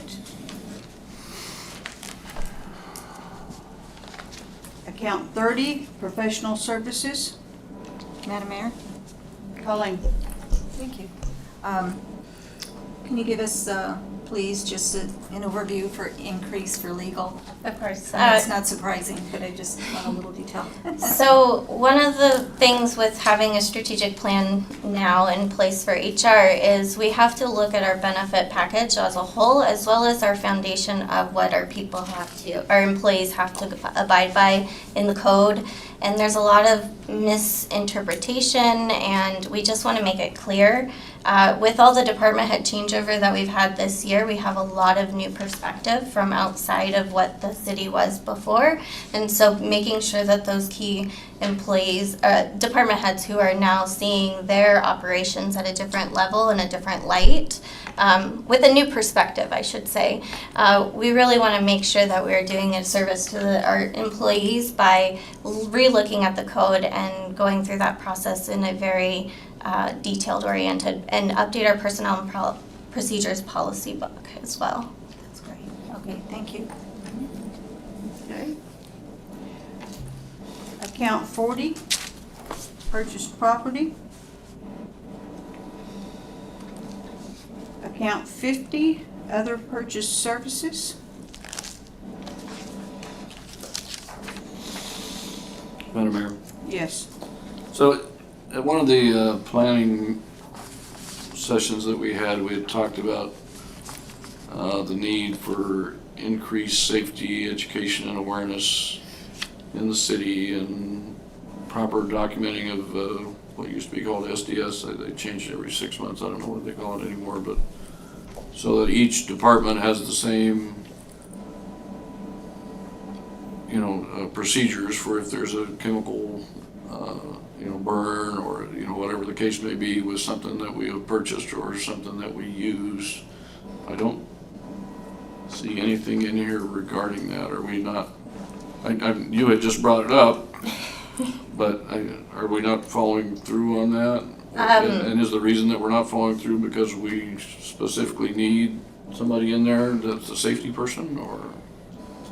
That would be a hope and a very high ask, absolutely. However, what we're looking at doing at this point, and I've talked to our public works director as the need, as well as our public safety side, what we really need to do is look and see what the risk is. And so by we want to bring forward legislation in the future to kind of figure out what that consulting fee looks like. And I just haven't been able to get those conversations. We just had OSHA come out for our roads department to get put on the SHARP program, and it opened up a lot of perspective to me, being that person who has to answer a lot of questions that honestly I don't feel 100% capable of answering, because there's a lot of research that goes into it. Reading those rules and regulation is like reading Greek, and there is no way that I personally do not see with where the city has already operated our safety program. I don't think a certified safety person is necessarily what we need, but we need to fill the gap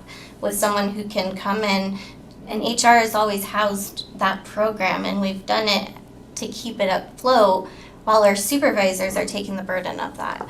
So I really do think that a full safety professional is not necessarily what the city needs, but a safety individual who can have that time to dedicate to it. I think it would be something that the city should look into.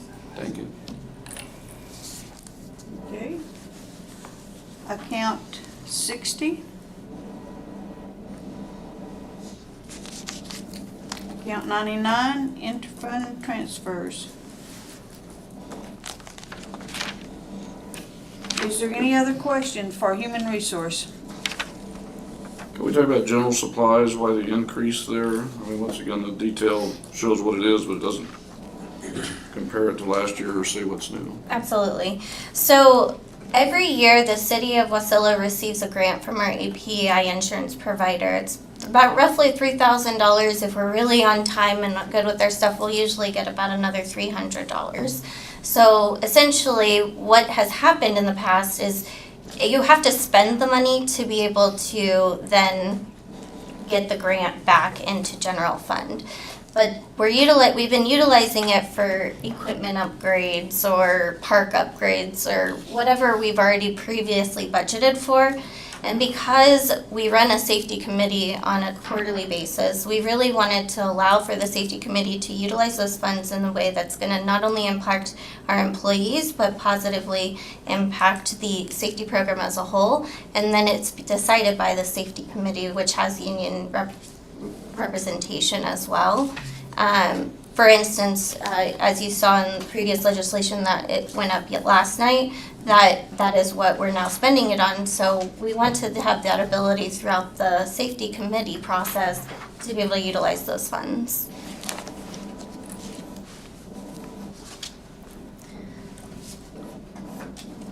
So we utilize those funds through a process of accepting the grant and then allocating it towards a specific thing. How is that affecting the 100% increase in? Because we added 3,000 to a very small budget. No, I'm sorry, I'm being smart. No, you're not. No. I'm sorry, I'm trying to think and look intelligent at the same time. That doesn't work for me. But like you say, we just accepted $3,000 on Monday nights, or We didn't accept. or whatever the case was, $3,300 in safety equipment. Correct. So right now, what that process is doing is now you are going to allow for us to spend that money. We then have to turn around in June, purchase the equipment, and then have the grant issued to our insurance provider. By allowing it to go into the budget as a safety grant that is going to come through our insurance provider every year, we now can utilize the safety committee process to see what the liabilities are and where we can utilize those funds the most. So wouldn't that really be an interfund transfer? Joan, you wanna? $3,000? So what's happening here, as you saw from the previous legislation the other night, it was an unplanned grant. This year, we're planning for that grant because we're planning to continue with APEI, our insurance company. And so by virtue of that, we're going to put in the revenue and the expenditure in the budget as opposed to coming through with another set of legislation. And this year, so in FY23, we wanted to use it for parks equipment. In this case, this year, we want to use it for, as Jamie explained. So that money would just go into the general fund and not be a transfer. Thank you. Madam Mayor. Mr. Graham. Going back to the conversation with Mr. Graham earlier, again, I hope HR will look at the safety because my experience working federal and state safety in HR is a very critical and important piece that can save the city some money and heartache in the long run. One serious safety violation or incident can cost a lot more than having a person who is a highly expert in those issues and can cover all the departments and advise them and oversee their safety. So I hope we will look at in the future fulfilling that in some kind of way. Thank you. Madam Mayor? Colleen. Thank you. Just a real quick question. So thinking of safety aspects for all of our different departments, whether it's regarding equipment or just safety in general for the employees, do we partner with our unions at all for their participation or inclusion in helping with training for safety or any of that? Local 302 has an option to opt into their training plan. Currently, I don't think that the city is paying into that training plan at the moment, from my understanding at least. We do have their union stewards that are in every OSHA visit, and our supervisors really do take safety seriously in their role. So that's kind of where we're at. Okay, yeah, I was wondering that. And just really quickly, it's kind of off topic, but just wanted to say congratulations for top 40 under 40. Thank you. Madam Mayor, just quickly on training with the union folks, do the supervisors, the union supervisors have to do a safety meeting like once a week with their folks before they head out, and so they have all that type of training Yes, on an all, ongoing basis? yes, all our departments have their own Okay. setup, correct. Thank you. That's what I was looking for. Yeah. Okay, anything else from Human Resource? Thank you. Hearing none. Thank you, Jamie. And we are moving on to Finance. Paper 74, electronic 90. What was that number again, 90? Electronic is 90 and paper is 74. Feel like you've been up all night already.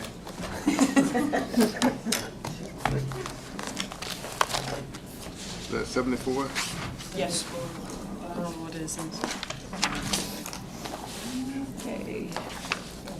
Okay. Yes, so, yes, so the summary starts on page 70, and the detail page is 239. on 239.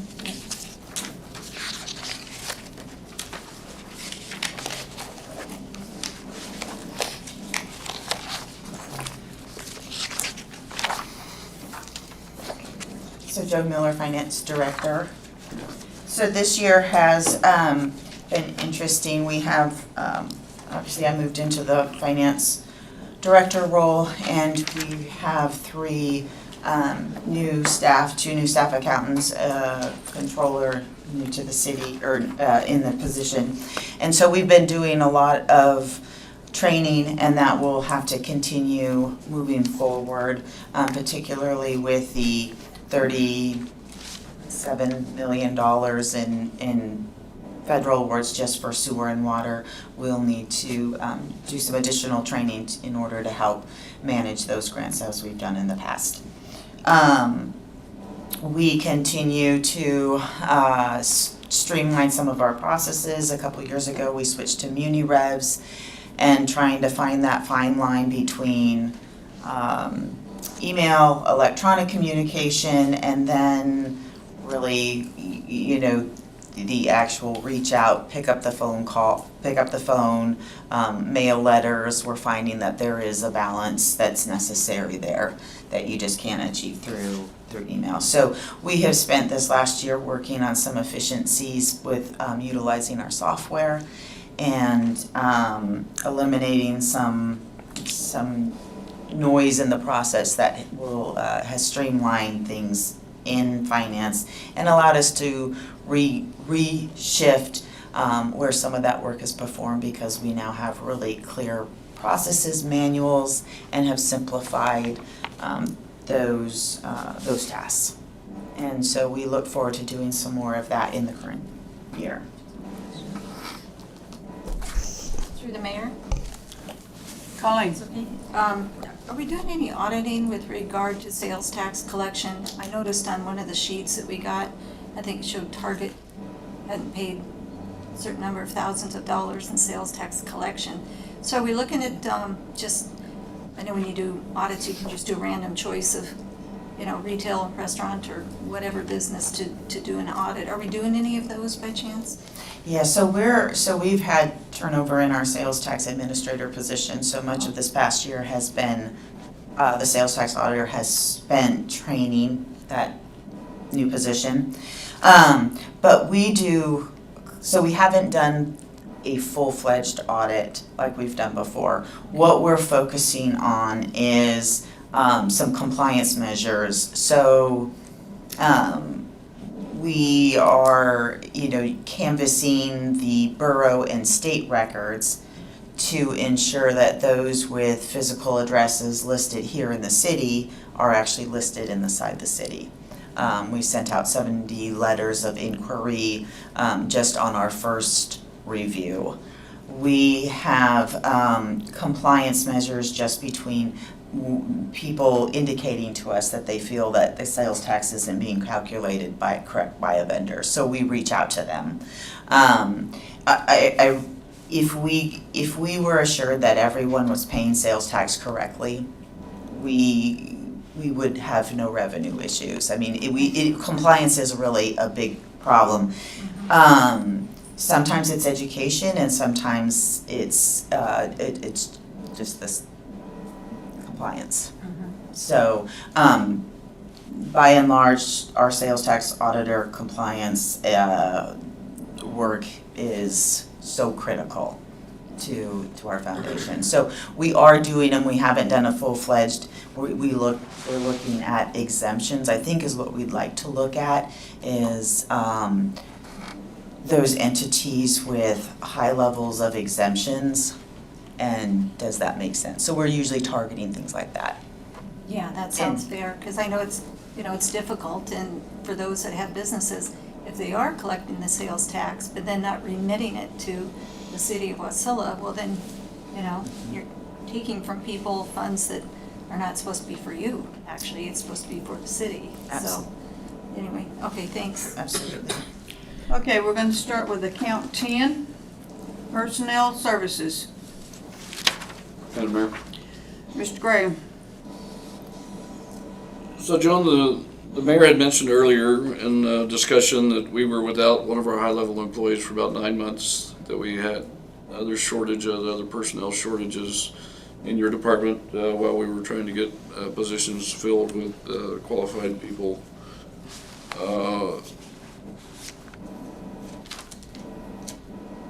Where was the slack picked up? I mean, I'm seeing overtime of, $2,000.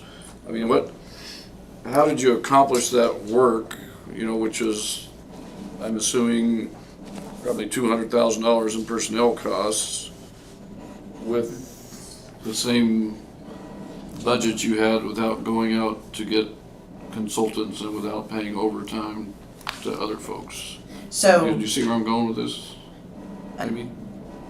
I do. So, and I think that there is some confusion as to what the FY 2023 amended budget reflects.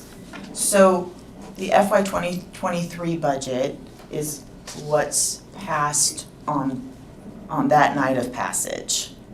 The FY 23 amended budget is only those things then that later throughout the year council has approved for changes and any department transfers that can occur within their authority.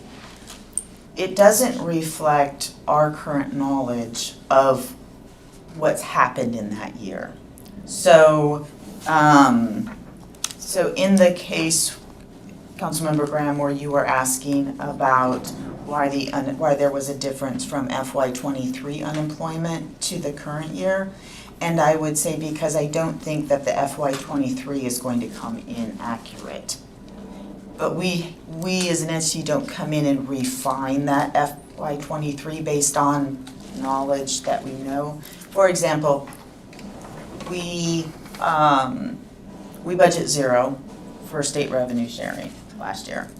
We know we got $237,000 in state revenue sharing, but the amended budget would still show 0. Does that, so the amended budget doesn't have, it doesn't reflect what we currently know. It really reflects what was passed by council and maybe some interdepartmental transfers. But what we currently know is that you accomplished, your budget for the year was for 10.5 FTEs, full-time equivalent employees, and yet you accomplished that with 9 or less FTEs, and yet your personnel expenditure looks to be, roughly the same, given, actually even a little bit less, given the fact of, step increases in COLA and so on and so forth. Mrs. Graham, I can tell you how she done that. She worked 7 days a week and anywhere from 12 to 18 hours a day. Okay, That's how she done it. My question was to Joan, not to the mayor, thank you. Well, Joan's not gonna tell you what she's doing. We did. I'm an exempt employee. Right. So, that changed a lot. We also had, thankfully, previously a retired staff accountant who came in and helped with the grant reviews, because that was absolutely paramount, and I was the only one in the department that had that experience. So I did get some assistance from that, and I've got a great crew, and so it's just taken a little while to get back up to speed, but that is how that played out. And why you're not seeing a 7% increase in wages is because those who resigned were replaced with people who are starting lower on the pay scale.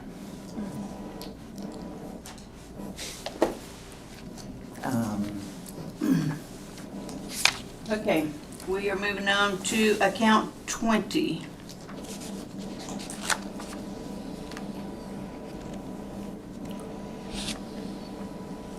Account 30 is professional services.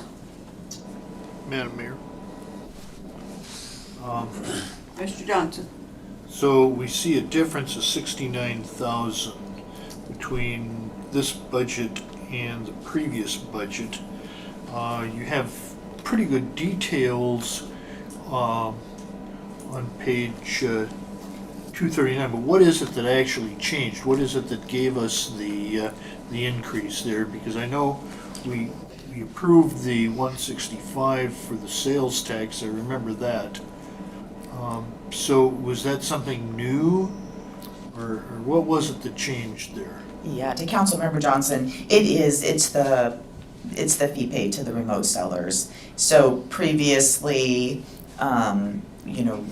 we came to council to increase based on the unexpected revenues. And so I'm expecting that in FY 2024, we're going to have a similar amount of sales tax revenue from the remote sellers. So we need to increase that fee in 24 as well. So that's where that increase is coming from.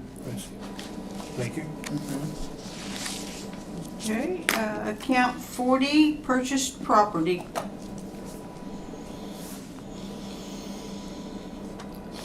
And Madam Mayor? Yes. Just to give some color, so the computer software maintenance in FY 2023 had included in it $10,000 for electronic timesheet.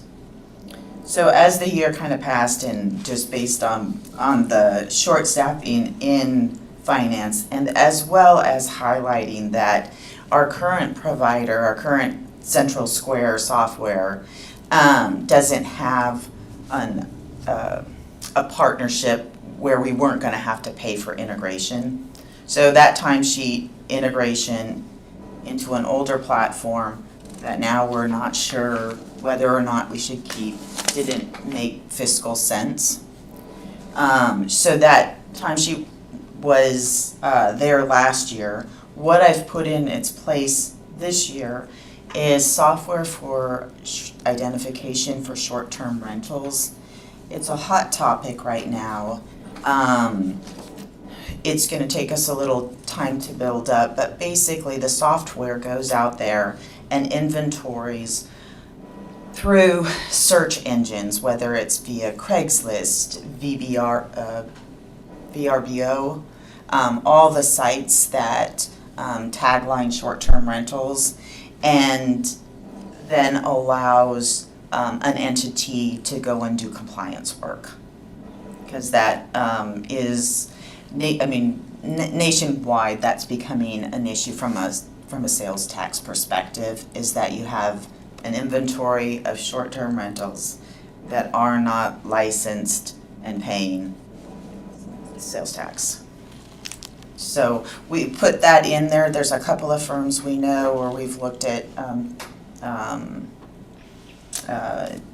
packages for, and it's one of those, I think, where you would just do it for a couple of years, get your data, and then it's not something you would continue on going. Okay. Account 50, other purchased services. Madam Mayor, if I could ask to go over communications in a little bit more detail than we have in the back. You're showing $7,000 for postage and some money for cellular phones. How does that differ from previous years? Yeah, it's putting money back into the postage. So we went to MuniRevs, which was going to have all this electronic communication, right? We email is how we communicate with our licensed businesses. What we are finding is that they almost become immune to the emails. And so we're finding that there is a time, an appropriate time, where a piece of mail needs to go through the regular carrier system. And so that's why you're seeing the increase there, is us trying to find that balance.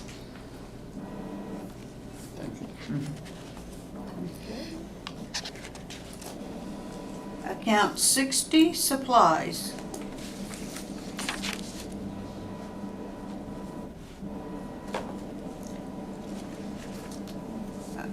If I could back up to that postage question again, you know, we used to budget closer to $9,000 for that, and we are looking at a fairly substantial postal rate increase for the kind of stuff that we mail out. Is that number gonna work, the $7,000 or whatever gonna work?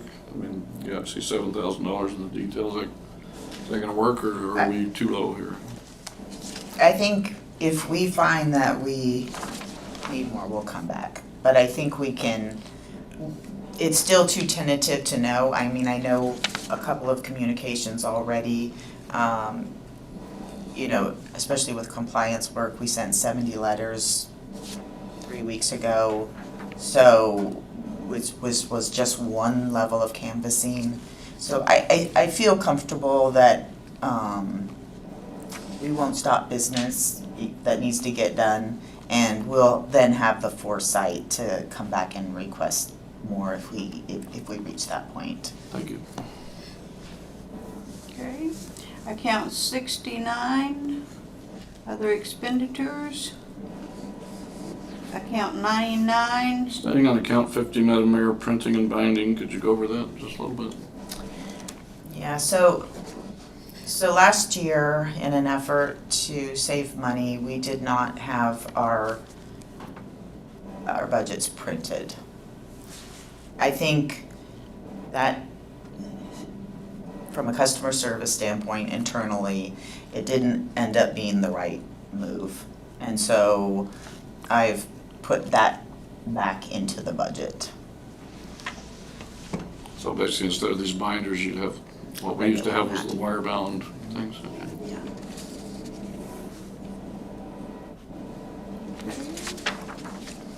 Account 99, interfund transfers. Is there any other questions for finance?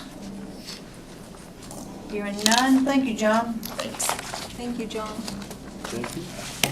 Public Works, Administration, page 106 in the paper and 122 electronic.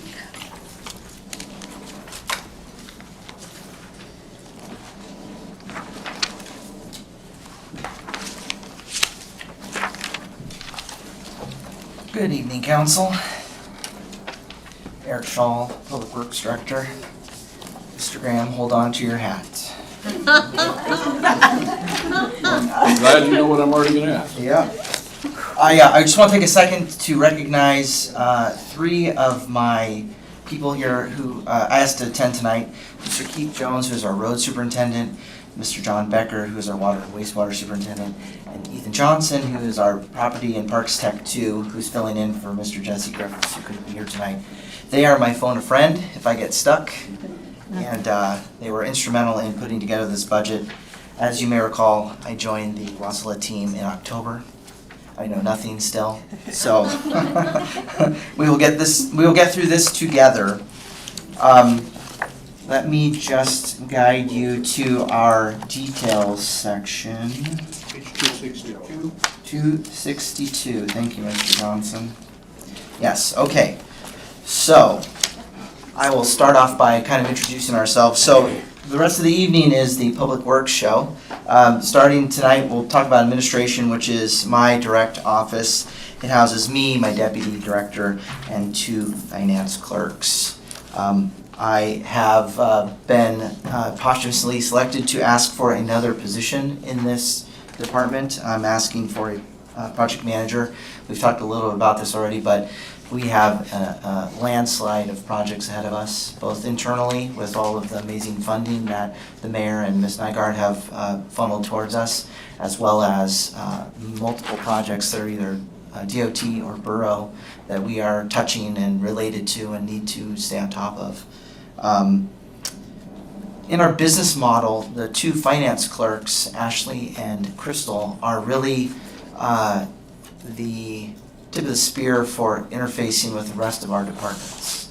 So Crystal receives all of the phone calls to the Public Works Department, receiving notices, complaints, heads up about parks, roads, airport, water, sewer, everything. And so we use her as our dispatcher basically to get the information out to the people that need it. If there's something wrong, if there's something, if you need a permit to use the green pavilion at Adida Park, you talk to Crystal. So there's a lot of information that passes through our office. And then Ashley is who handles most of our purchasing, receipts, timesheets. So all of the administration happens through Ashley for all of the sub-departments. There are really no admin assistants within those departments. It's all in my office. The request for a project manager has to do with just the sphere of control. There are so many projects that we have to watch over, either grant related or completely funded by the general fund through your generous funding. So we know that we have a lot of infrastructure needs and we have a lot of programs that are starting up. We'll be talking in depth about those tomorrow during the CIP process. But you cannot manage $30 million or more with 2 people. We talked a little bit about travel. I don't have a lot in my travel budget because I have not figured out how to clone myself yet. So I don't know when I would get away. There's a couple items there that I hope to get to, but there's not enough hours in the day, and I drink enough coffee as it is. Madam Mayor? Mr. Brown? Yeah. Just a little bit more in depth. You mentioned quickly you was going to ask for one more position, but I'm looking at all the things that's on the board for Public Works, along with changing in weather, and this past winter was a good example. You feel with one more person, you can take on those new projects, those upgrades to water and sewer, and still maintain the other routine, quote-unquote, routine services that you're required to manage also? Thank you through the chair. Well, we will rely heavily on consultants still. So, we'll be entering the design and permitting phase. That will almost always be a consultant managed process. So, one person can manage multiple projects if they have multiple teams working for them. If you're kind of pointing towards operations, especially winter, you'll see some requests for equipment that will aid in our efficiency as we go forward. Madam Mayor, through the mayor, could you please give me the price again for the project manager that you're seeking? Absolutely. I'm not seeing it in the detail sheet.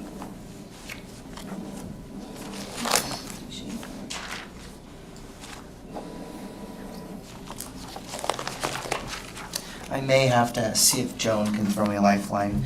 I have worked with the finance department to talk about a general step level for that position. I'm still working with HR to identify the exact job description. It would be in a level that we don't really have a position in right now, so it'd be below the deputy director. But I don't have at my fingertips the... Your lifeline is back. Oh, great. I'm stalling. Yes. just looking for information, Joan, with regard to the new position that is being requested. Yes.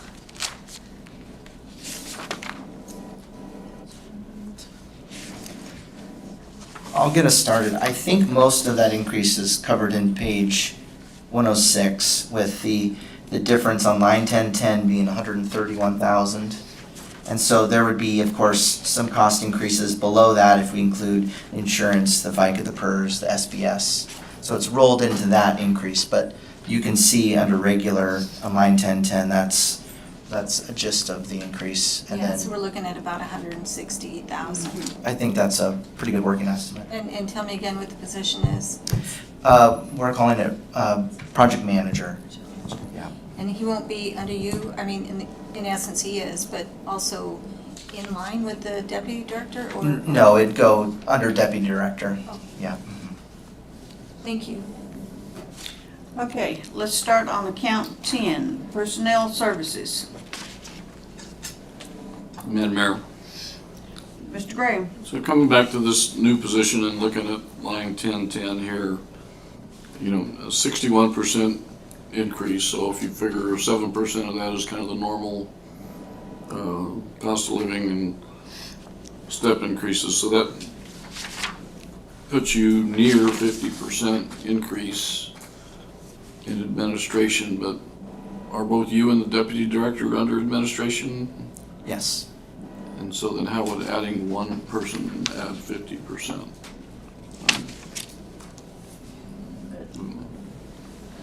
Councilmember Graham, through the mayor. So Eric is partially allocated to another group. Okay.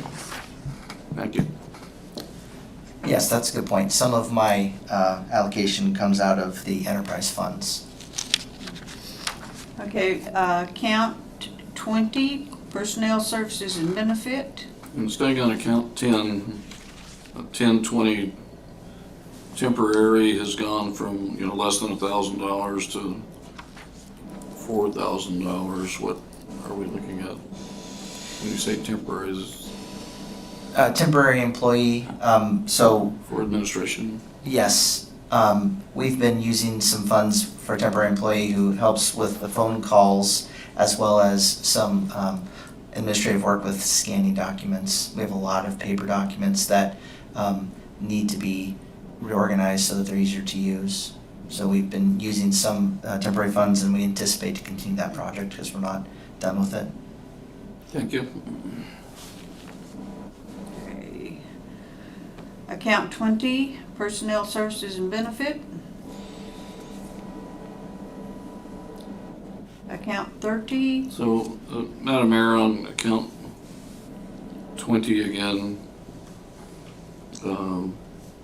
seeing the amount for 2040, there's really nothing we can do on that increase if we do add a new employee. Do you anticipate if adding that employee is approved that it would be a 5-year position, a permanent position? What, you know, I mean, we're looking at a 5-year influx of funds and 6 or 7 years to spend those funds, but are we adding somebody that's going to be here for the next 40 years or 50 years or 100 years? Or?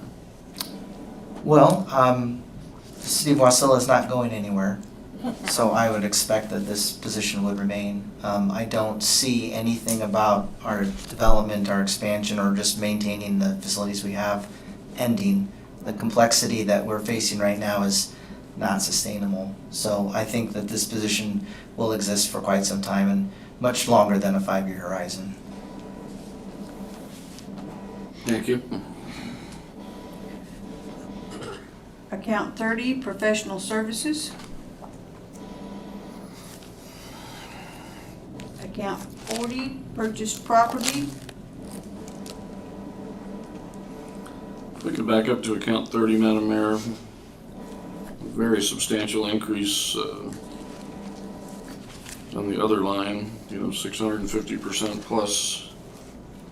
So the details don't really show what that increase is being attributed to versus 2023. Yep, I can explain that. It's the last two lines, GIS program for 10,000 and grant writing support for 10,000.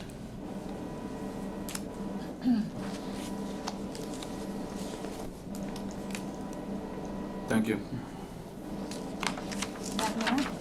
Colleen? Thank you. Eric, I know I talked to you previously with regard to the work that the Matsu Borough is doing with regard to roads and GIS planning and what have you.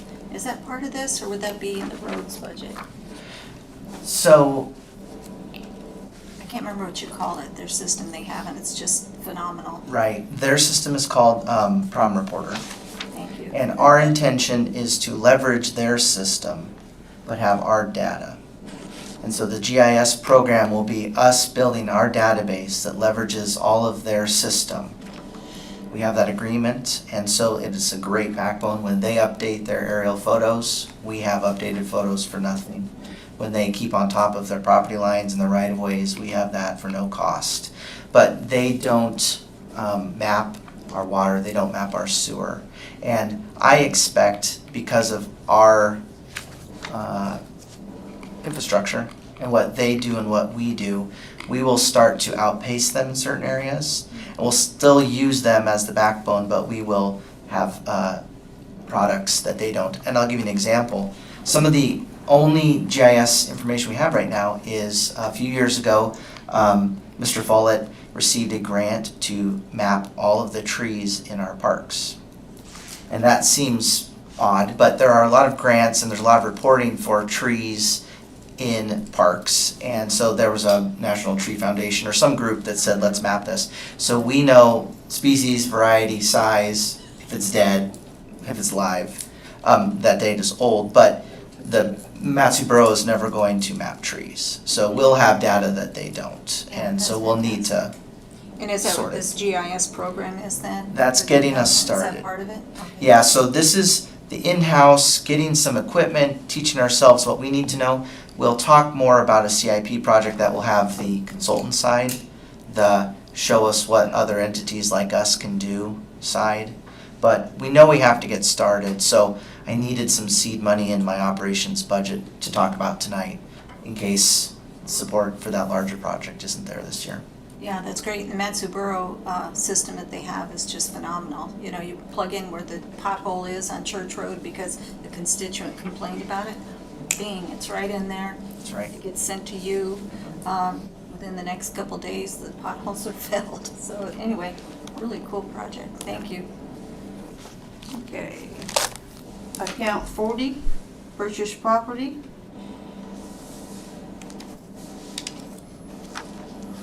Account 50, other purchase services.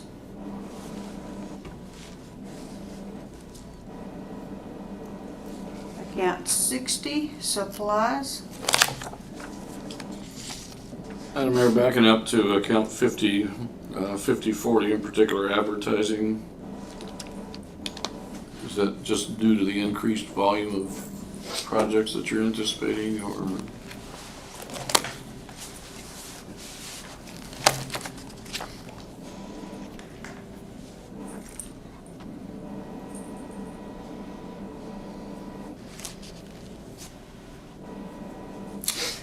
Yes, I believe this is to address shortfalls that we've had in the past, where we have kind of a system that we do for advertising in our normal business, and we've had to move funds around. So this is a bit more straightforward about what our actual costs have been. But last year they said, well, the costs were less, so they dropped it down to 2,400 and from a 3,400 the year prior to that. I suspect we didn't do what we should have done in my absence and not having a director for 6 months. So I don't think last year was fully expending what we should have for advertisement. Thank you. Madam Mayor? Colleen? Did we talk about 5081 with regard to travel? I know that we just talked about travel to DC, and you have $950, I think. I don't know, I don't think that's enough to go to DC. And I had can not we planned for that. anticipate I did not budget for that, so. Yeah, and I know I'm pushing on it, and I apologize for doing that, but I just think it's really really important, so could we come back with an estimate of how much it would be for Eric to go to DC and make sure he goes? What, are you, want me to do an amendment? Just amend the budget. Take it out of my travel budget. Take it out of Okay. Stu's travel budget. Account, Take as much as you like. I'm teasing. oh, account 60, Oops. supplies. Get along good.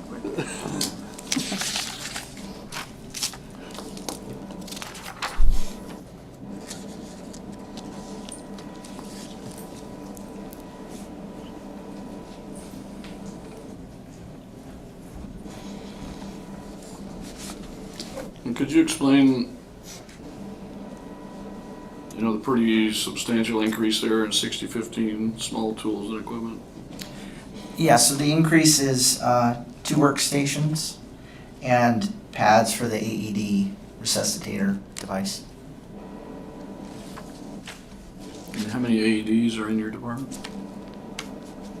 I believe we have all the hallway ones, so there's a few.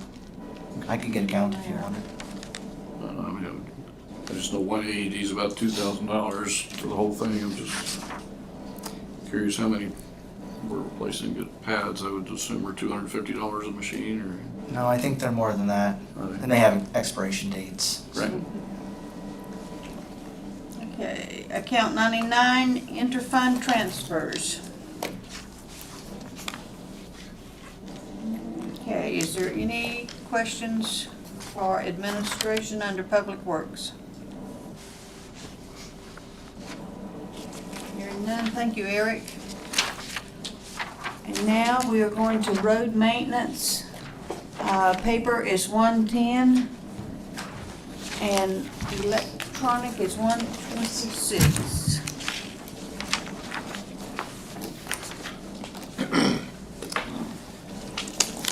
So a quick overview for road maintenance. We have about 6 FTEs. Keith here is partially allocated towards the airport, and one of his techs is also partially allocated to the airport. We have a fleet of equipment that often needs replacement, and Keith and his staff do a great job. They have very seasonal activities, moving from snow removal and sanding down to sweeping, picking up what they just put down, and then all of the crack repairs and potholes and ditching and grading of the few remaining dirt roads that we have left. I've been very, very impressed since joining the city with the quality of our roads crew and the quality of their equipment. They do an excellent job keeping their equipment in tip-top shape. And Keith is the driving force behind the maintenance, as well as he's one of our leaders in our safety program. So there was a discussion about safety talks, job site safety analyses. Keith is extremely organized and well-versed in doing things efficiently and safely, and is someone to call on both within all of Public Works, but any department could call on Keith and really find a wealth of safety processes and safety knowledge. And he's also been very successful in bringing OSHA in for voluntary inspections and successfully completing the small list of things that they want fixed. And if you've ever had OSHA come, you definitely want them to come invited. And that has been a huge risk reduction for the city by doing that and being able to have a very short list of minor things to fix. So I want to commend Keith on that. Okay. Account 10, personnel services. Madam Mayor, item 1030, account 1030 overtime, we're seeing a planned bump from $20,000 to $35,000. I can understand an unplanned bump for excessive snow removal or wind damage repair or something like that. Why is there a planned bump in overtime of $15,000?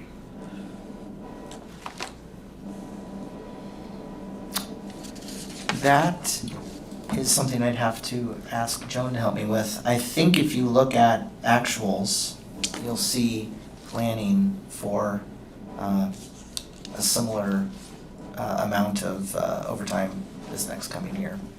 But that's the depth of my understanding. To Councilmember Graham, yeah, I think it's just looking at what has occurred the last couple of winters and thinking that that is now our new norm. If we need to reduce it, you know, because we don't feel that maybe is, but that's what it's predicated on, is simply the previous, and then also, yeah, it's just thinking that this is our new normal. So the department then said this is the new normal based on their analysis of what's going on? Is that, so you're saying that we should plan on things being tough? Yep. Yeah, I would, we could have another position. I mean, the state's been doing this for 100 years. We've had ups and we've had downs. And, sure. And we've always, you know, as with any city, I mean, when you have excessive snowfall or large snowfall, you know, planning comes up and says, hey, you know, I need $15,000 for snow removal or gravel removal or whatever, so. Yeah, I think this is a movement to be upfront about what we think will happen. One of the things that has changed over the years is just the pressure on our infrastructure. So is it acceptable to not roll out when the weather calls for it? I would think too that with the increase in strength and agility of the equipment that we use these days, there's when we roll out to an incident, the public notices. And so if we don't meet that need when we could, I think the public would notice that as well, so. I kind of have a problem here because once again, this gets into the job of the council to allocate funds for the budget. So if we allocate funds of whatever amount this is, you know, $400,000, and we end up not using that, and an additional 15,000 of that was overtime, and we end up not using that. It's my understanding that department heads can move money around within their departments. So basically, we're creating potentially a $15,000 slush fund here that can be moved around inside the personnel. Am I missing something here? So by policy, we do not, department heads can move operational items, they cannot move from wages into operations. Okay. So we don't have that issue of inflating wages and then using it for operations. The only other thing I'd like to say is it's a little bit different than, say, some things that you can plan for. If they have to go out and work the overtime and we come back and ask council for more money, we've almost already spent it, right? And that doesn't feel very in good faith, because now we've really not hit any reports, but we had to manage the weather, and it takes a month to get additional wages approved. So that's a little bit of maybe a difference between this particular category and say other operational items where, yeah, we probably have some lead time to be thinking of that and really giving, you know, council that authority to rein in. So that's the only thing I would highlight maybe a little bit on that particular type of item. And I understand that, but I have to admit I'm particularly unimpressed by your thought that council would not approve an emergency expenditure to cover an emergent situation. You know, I mean, every council does that. You know, I mean, whether it's Kenai Peninsula Borough, whether it's the municipality of Anchorage, whether it's us here in Wasilla, I mean, you know, the directors go out and they handle the situation And if they talk to the mayor and say, hey, you know, do you think the council will give us the money to do this? The mayor knows the finances of the city, you know the finances of the city, we know there's money there. And the mayor comes and says, hey, we need to adjust this by $15,000 or $20,000 and we get it done. I don't know, it seems to me we're kind of, I'd say deviating, but we're not following the, you know, generally accepted principles of other municipal. So I've not, in my tenure here, been seen where we've had an emergency increase to a budget. So if it starts snowing on November 1st and continues through November, we could go, wow, we think we're fine, right? And then maybe it continues to snow. So now, if I come to council and we say, okay, at December 1st, I think we're gonna exceed budget, let's get an appropriation request going. It could be through December that we've already needed that overtime, and now I'm coming back to council and asking after the fact. I guess that's my issue is I don't wanna come to council after the fact, because that's It's not after the fact, because your budget takes you up to the end of June. You see what I'm saying? I mean, you can, There's money there. you can spend money that's already there, and then if you're coming up in March and you go, hey, we're gonna be 20 grand short or 25 grand short or whatever, then you come back and magic, by the end of June, it's fully funded. Nobody gets laid off, nobody gets not paid. I mean, the money is there. I'm just thinking that it happens in such a truncated period. Through the mayor to Joan. And I think you were asked this question a little bit ago. So you bumped that number up because of history, correct? Because the last 2 years. Last 2 years. So it's a pretty, you know, we want our budget to be as, you know, realistic as possible. If that is realistic, to have that amount, I would rather have it in there. And, you know, if we don't use some of it, that's okay, but it sounds like it's a realistic number. And I think that we should try to make the budget realistic. So. Going. Thank you, Madam Mayor. I guess if I could get kind of the information then that's happened in the last couple years, because we've seen an increase in snow. The budget doesn't reflect an increase for overtime within that time period. So how did you handle then, that incredible load of snow all through the city without an increase, I guess I'd say? I would look at actuals 21. There was a $25,000 line for overtime. Right. Actuals in 22 was 35. And so the amended budget is not, I think Joan kind of talked about this, the amended budget is not showing that at this moment. That's just the budget. So last year's budget was low, basically, compared to the last two actuals. Right, and so did you already have funding that you added to that? Because the amended budget will change once it's developed for what the actuals are. So I see what you're saying here, but I am imagining that number would be higher then because of the incredible snowfall that we did have? Or am I incorrect? No, I think you're right. I'm trying to see the Right. pattern here. Yeah. Right, and so maybe, have it with me, is to give you the actuals of where we are in FY23. I think maybe that's the missing piece. Yeah.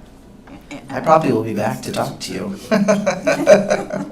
Which is the normal process. If you want it to remain that way. I guess the question is, which transparency do you want? Do you want us to plan ahead if we have a couple years' data? Or do you want us to just let you know that we'll be back at the end of the fiscal year to say it was a really bad winter and we need to cover extra overtime? Well, but we never base the budget on just a couple years' data. We look at several years' data.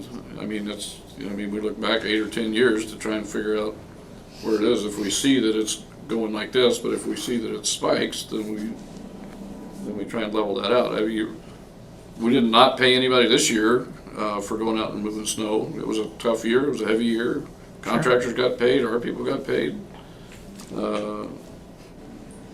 And you're gonna come forward, you know, and say, hey, we need some more money in the budget. And because the city's in a situation where it has, you know, properly budgeted over the years, it has that money available in reserve and can move, or in fund balance and can move it forward. So, I don't like this new way of doing things. I don't think it's very transparent, sorry. Madam Mayor, Mr. Johnson? I think a question was asked that I would like answered, because I think it's really valid to the point here in this discussion. We're pretty much through 2023 budget at this point. I don't expect we're going to have another 15-inch snowfall, I hope. What is our overtime to date in terms of dollars? Because that pretty much is going to drive home what we're actually seeing for now a 3-year average. Thank you.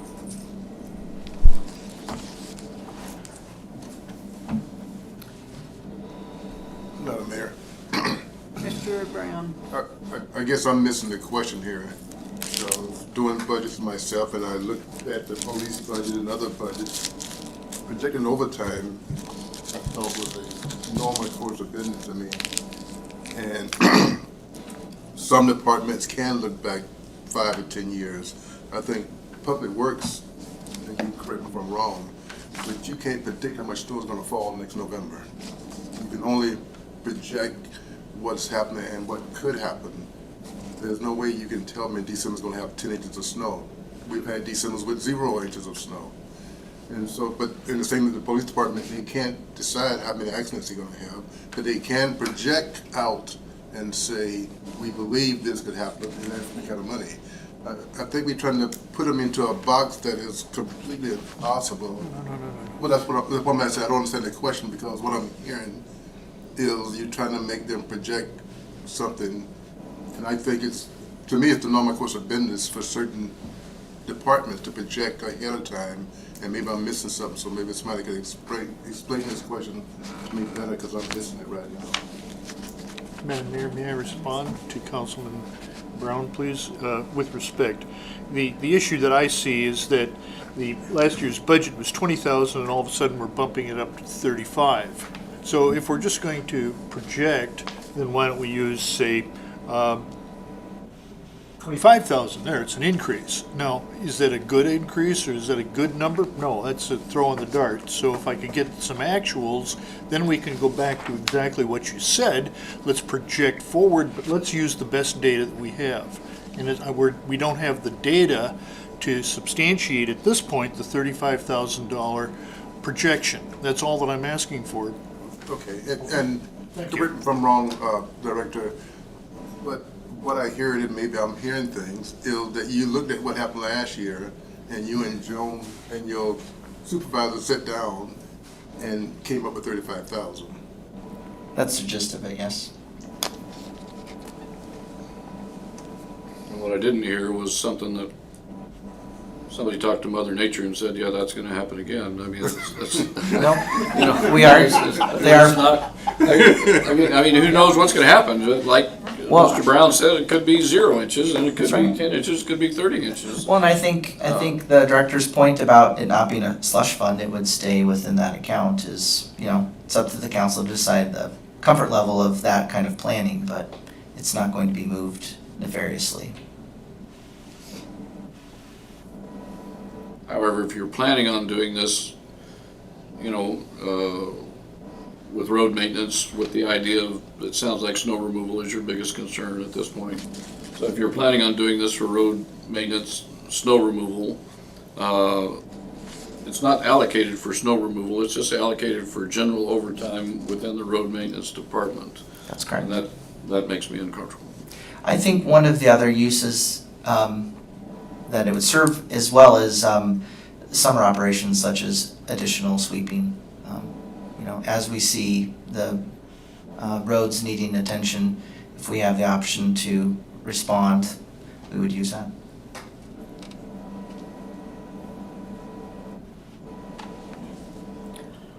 Okay, we are moving on to account 20, personnel services benefit.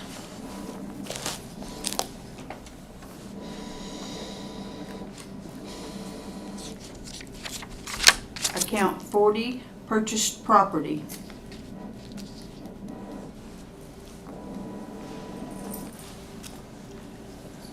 Account 50, other purchased services.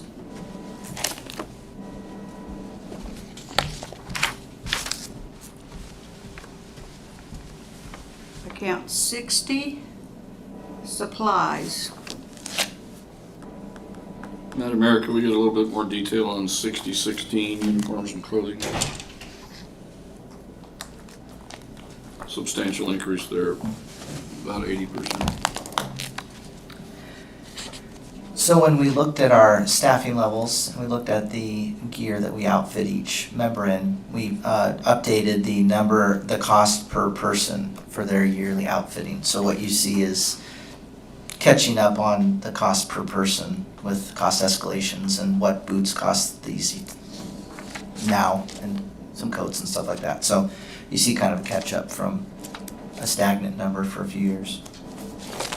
So what's the difference in FTE employees between 21 and proposed for 24? 21, you know, we looked at $2,400, it wasn't spent, so we went down to $1,400, both planned and actual. I don't remember adding a bunch of FTE. No, I don't think we added them. I think we have some new employees, so when you have a new employee, you outfit them with new boots. Okay. Thank you.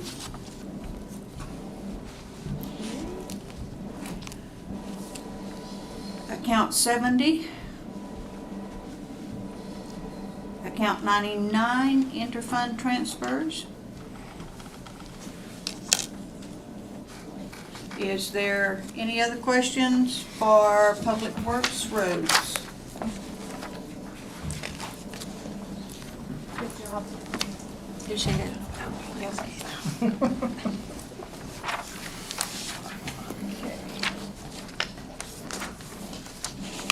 Madam Mayor, please take a 5-minute break. Take a 5-minute. Roads Department to date is $38,000.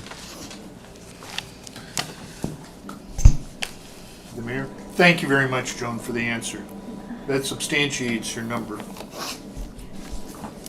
Okay, we are on page 114 on paper, and your electronic is page 130, property maintenance. And account number 10, personnel services. Madam Mayor, if we could get the appropriate detailed page for that. What? It should be the next page. 268. Should just I keep think. being, I don't think it lines up that great, so I think it's 268. 30. Am I correct? 268? Page 20. Yeah, because we're looking at 4330. It's on 269. 269, yes. Okay. Okay, account number 20, personnel services and benefit.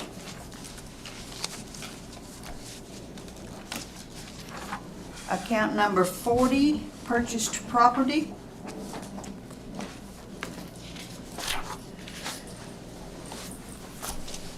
Account 50, other purchased services.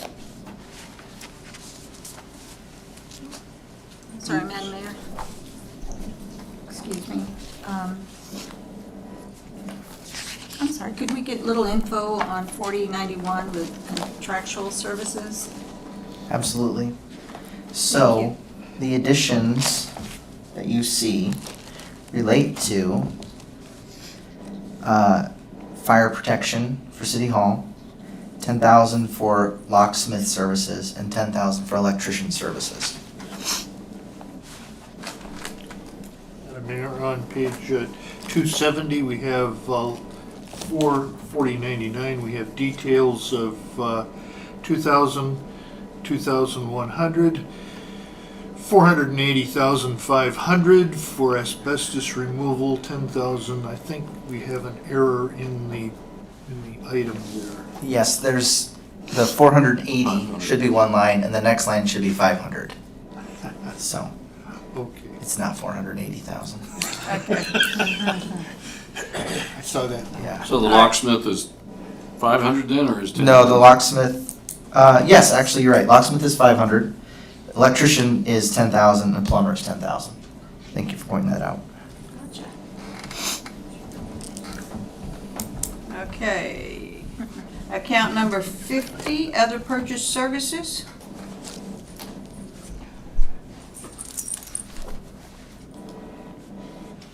Account number 60, supplies.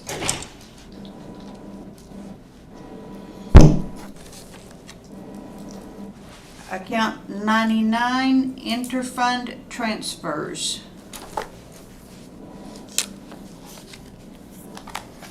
Madam Mayor, if we could back up 4091 again. So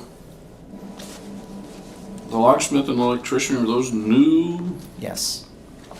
And what necessitates, are they project oriented? Is this a recurring expense? What? It's a recurring need because of the number of buildings that we have, especially the age of this building. And so it's never been a line item, it's just been absorbed inside the general budget. And so what I wanted to do was show that we're using those funds for that. My intention is also to have term contractors for electricians and plumbers so that we have pre-vetted companies that we call out when we need them. We've had troubles throughout Public Works with electrical issues in the middle of the night and not being able to find responsive electricians or plumbers, for instance.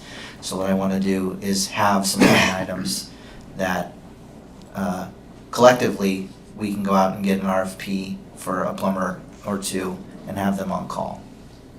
Thank you. Okay, is there any other questions on property maintenance?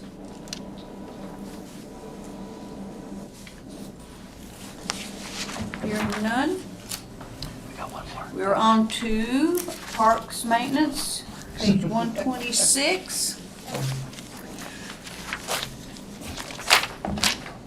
In paper, and electronic is 142. And I think detail is 277 if I'm correct. Yes, 277 is where the detail starts.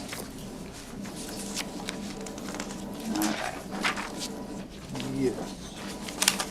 Account 10, personnel services.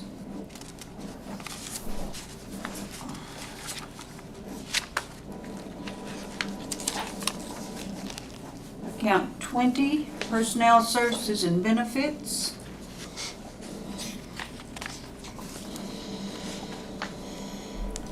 Account 30 is professional services.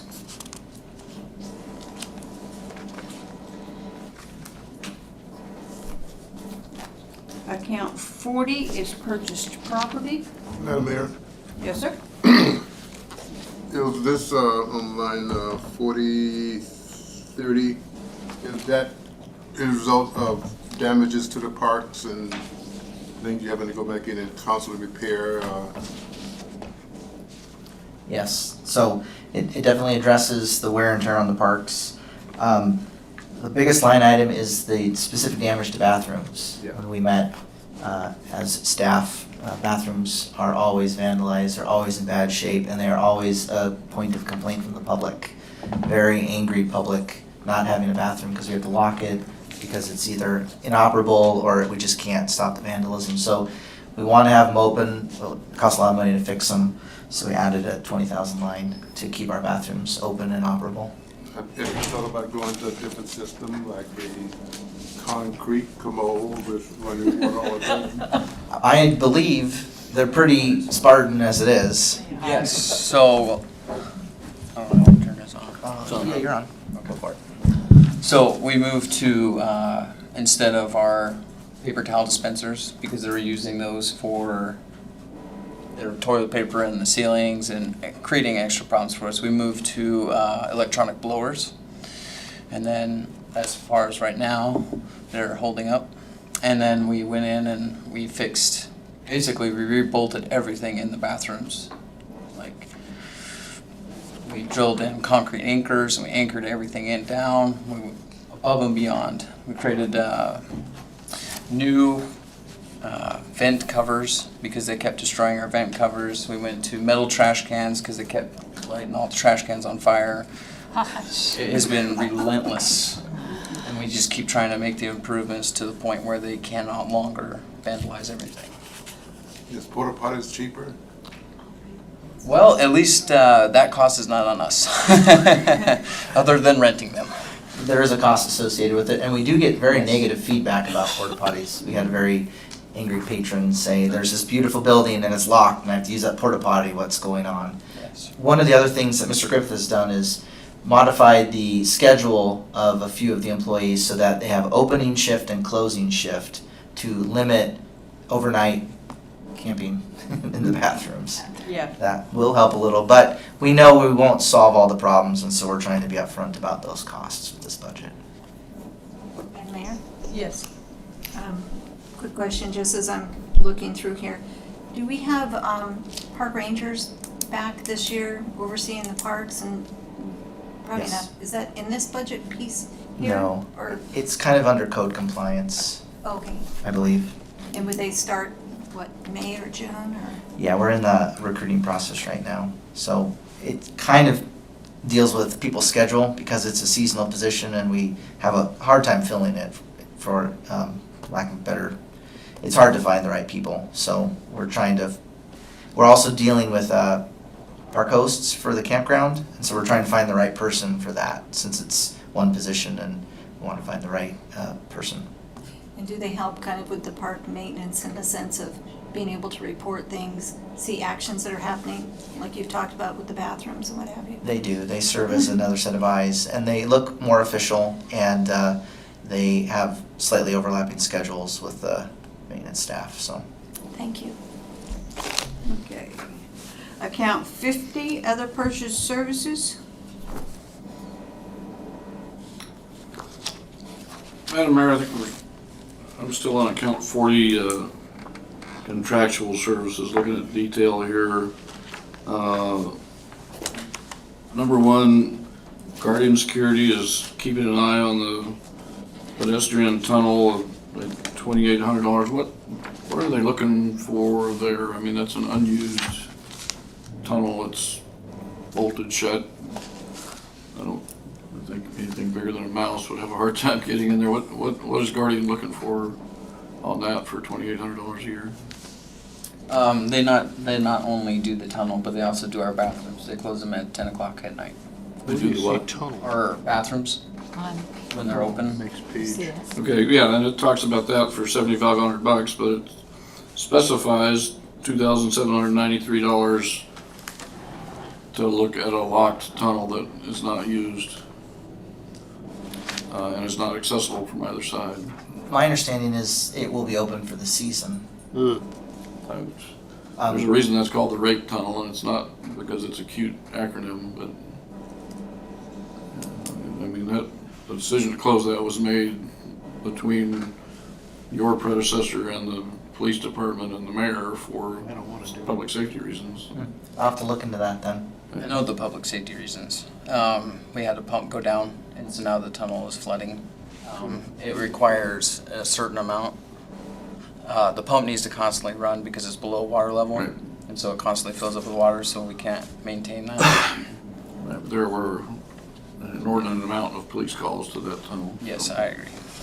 Okay, and then the second thing would be, I see you have on here, contract service, danger tree removal. Is MEA charging us to remove danger trees? I mean, I can call them and they'll come out for free and remove danger trees from my property. No, these are not danger trees to the power lines. These are danger trees in our less developed parks, so like around Bumpus and other areas where we have trails and trees. Not so much Iditarod Park because of how developed it is, but we have trees that need to be removed for either property safety along the boundaries or for pathway safety. So that's to fund an arborist to remove them as we find them.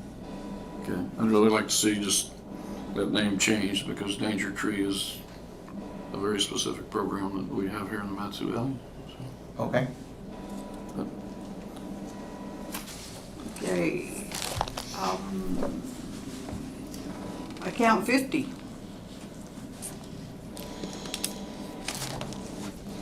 Account 60, supplies.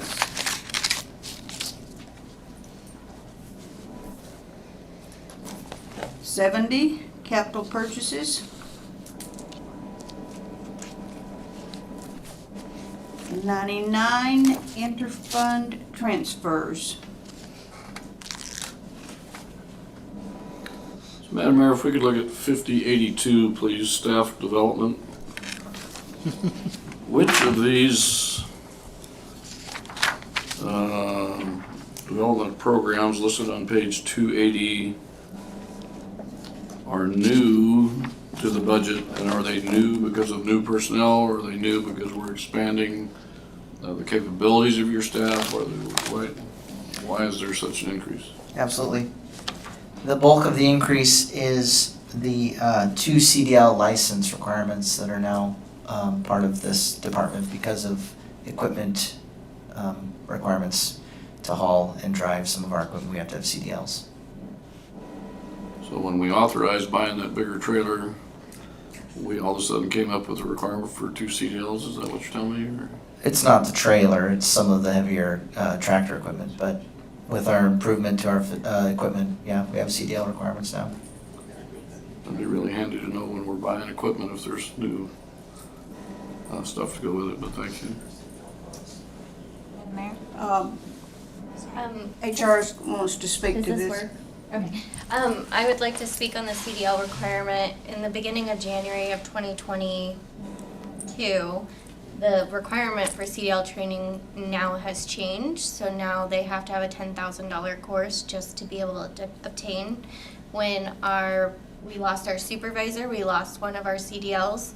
And when we hired our new Tech 2, that is a requirement on their job description, so therefore we had to budget for that particular position already due to the union holding that job description to our standards. And then the additional cost was not anticipated until the requirement changed. Thank you. Madam Mayor? Colleen? Thank you.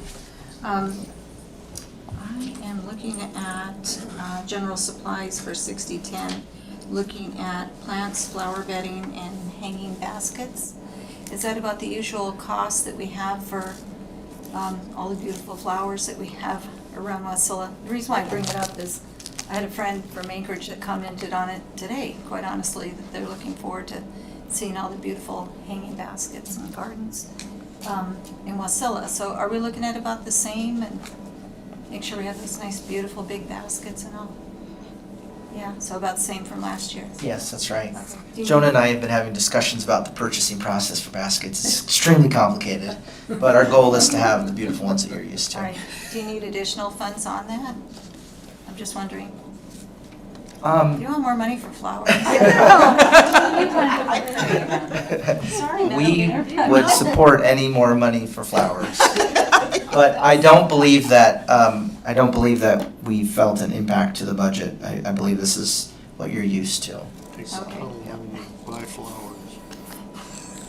Okay. So perhaps on the same, along the same vein as appearance of the city,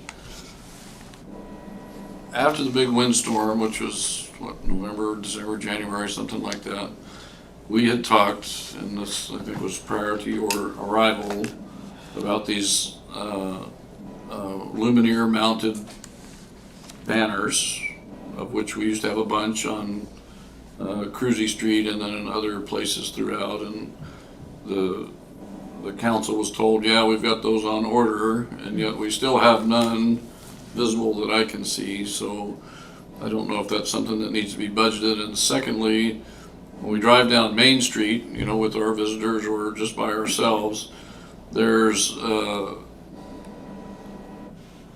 areas that DOT and probably the feds required us to do. One over by I think tailgaters or that Crown Motors over there where there's a place to sit and there's some poles and some landscaping. That area is in disrepair, and there's some fencing along that older mall there that used to be the, but you know, where Chepo's used to be. And actually along probably a mile stretch there, some decorative fencing which has been ignored for years and is now, some of it is on the ground. Do we own that? Are we gonna take it out? What are we gonna do? It looks like, doesn't look good. So. I know the fence you're speaking of. I don't know the ownership relationship. I'd be happy to see if that's ours, and if we want to upgrade it, we should do that. It's, Parks Highway is of course DOT right of way, so I'm not sure, but I'd be happy to get back with you on that. If there's money required, could you get back during the budgeting process? Oh yeah, absolutely. Yeah. Thank you. Madam Mayor, Mr. Brown? along with beautification, I don't need to answer now, but have you put any thought into, you're gonna have approximately 5,000+ visitors here next March, some kind of signage, flags, different things up to advertise the city? That is an excellent question. I haven't done any planning for that, but I think that's definitely worth talking about. Okay. Account 70. Account 99, interfund transfers. Any other questions for Parks maintenance? Madam Mayor, looking at the summary resources at the bottom of the page, Parks revenue shows a slight increase of $500. Have we looked at the schedule for, you know, rentals of the pavilion? I think those are really inexpensive now. They're like $25 or something to rent a $50,000 pavilion, you know, and other fees associated with park use. Are we in line with other cities, or is that something we need to look at? I know we're not gonna raise, you know, millions of dollars off of doing that, but, you know, at $25, it's costing us more than that to have somebody go put up a sign that says, hey, this thing is reserved. Right, and just to talk with them in person.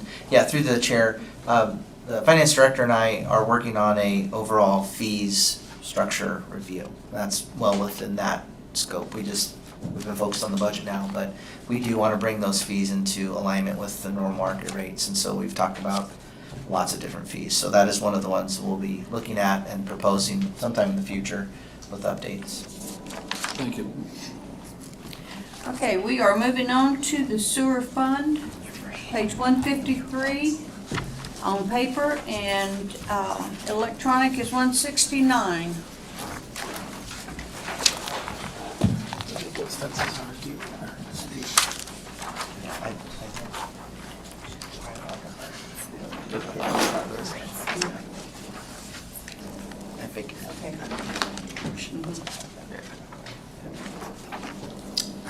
With me now is Mr. John Becker.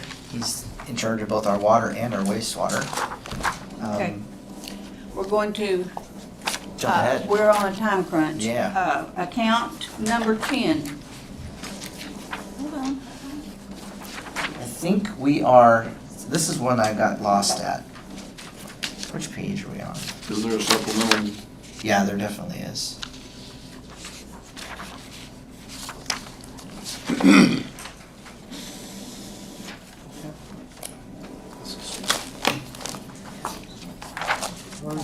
Supplemental, I need to have 310, 351, something like that. And I don't have it on page 53. Hold on. 292 is where I'm finding it. 292.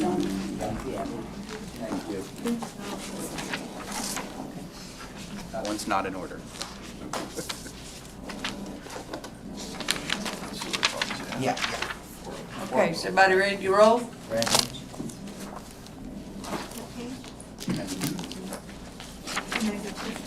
$92. Okay, account 10 is Personnel Services.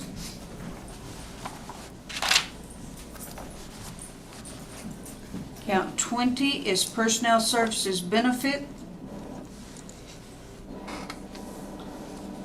And just for clarity, the majority of that overtime is being called out on septic Sewers. tanks. Yeah. Account 30, Professional Services.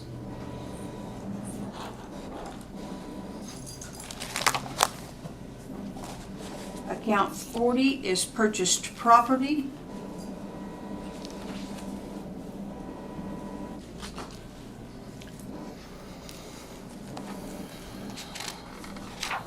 Account 45 is Construction Services.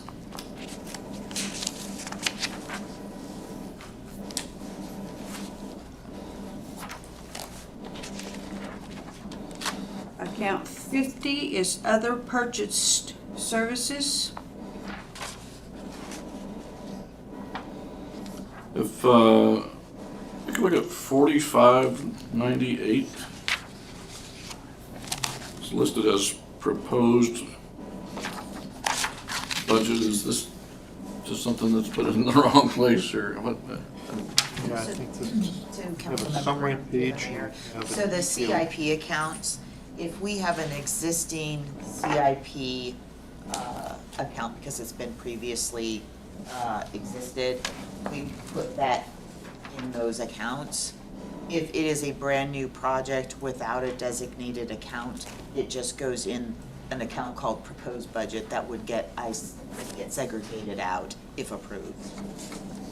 So you will see that in each of the enterprise funds, because they, CIP projects are reported in those funds. So that correlates to a new CIP project that we'll talk about tomorrow. Correct, so you would see the total, the 8,060,000 is the total CIP affiliated with the sewer fund, which we would discuss tomorrow night. And on these enterprise funds, it's not showing revenue sources at the bottom of the page, is there?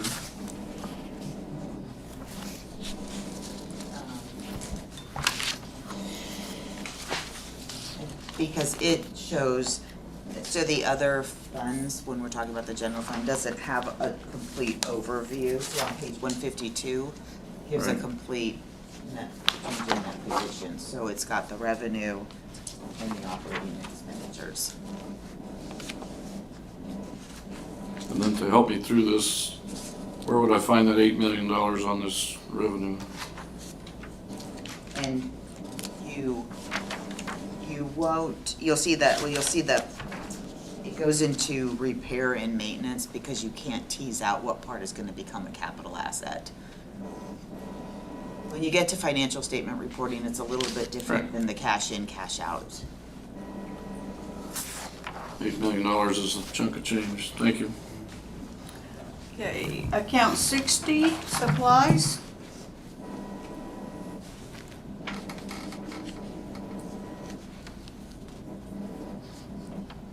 Account 80, Other Expenses. Madam Mayor, if we could look at account 60, 6015, a general comment, is we seem to have pretty healthy increases in small tools and equipment across the board on almost everything that we've seen tonight. Director, maybe you could comment on, I mean, are we throwing something new into the pot here that we didn't count before, or are we have a bunch of 70-year-old Snap-on tools we need to replace? What are we doing here? Well, I think it has a relation to the general supplies moving down slightly. So,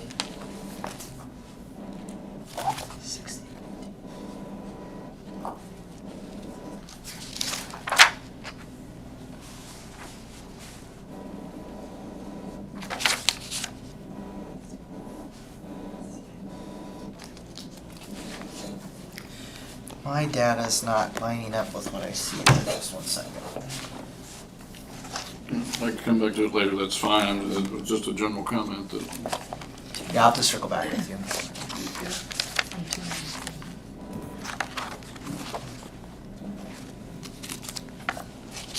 Account 80, other expenses. Account 99, interfund transfers. Madam Mayor, on account 80, Joan, if you could explain to me again the change in accounting rules regarding depreciation.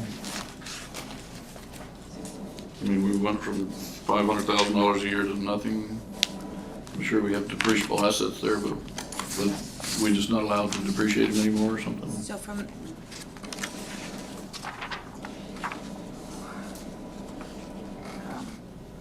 So taking the lead from previous budgets, depreciation is a non-cash item, and so it's not budgeted. It does not translate to actual use of funds.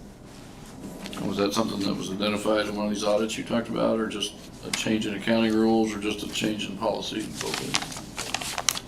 Just in the way we have prepared budgets in the past, and because a budget should be based on cash in, cash out, not accounting reporting criteria.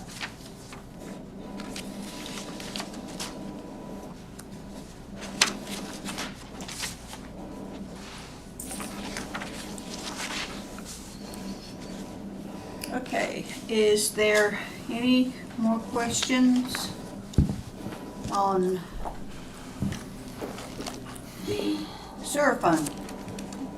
Madam Mayor, just for my own edification, just because I'm slow, I guess. In the following pages, we have sewer fund from 155 all of the way up to 159, and I'm assuming that page 153 then is a total compilation of all of those other budget items, and that would be the breakdown for those specific categories. Is that correct? Okay, thank you, I understand it then.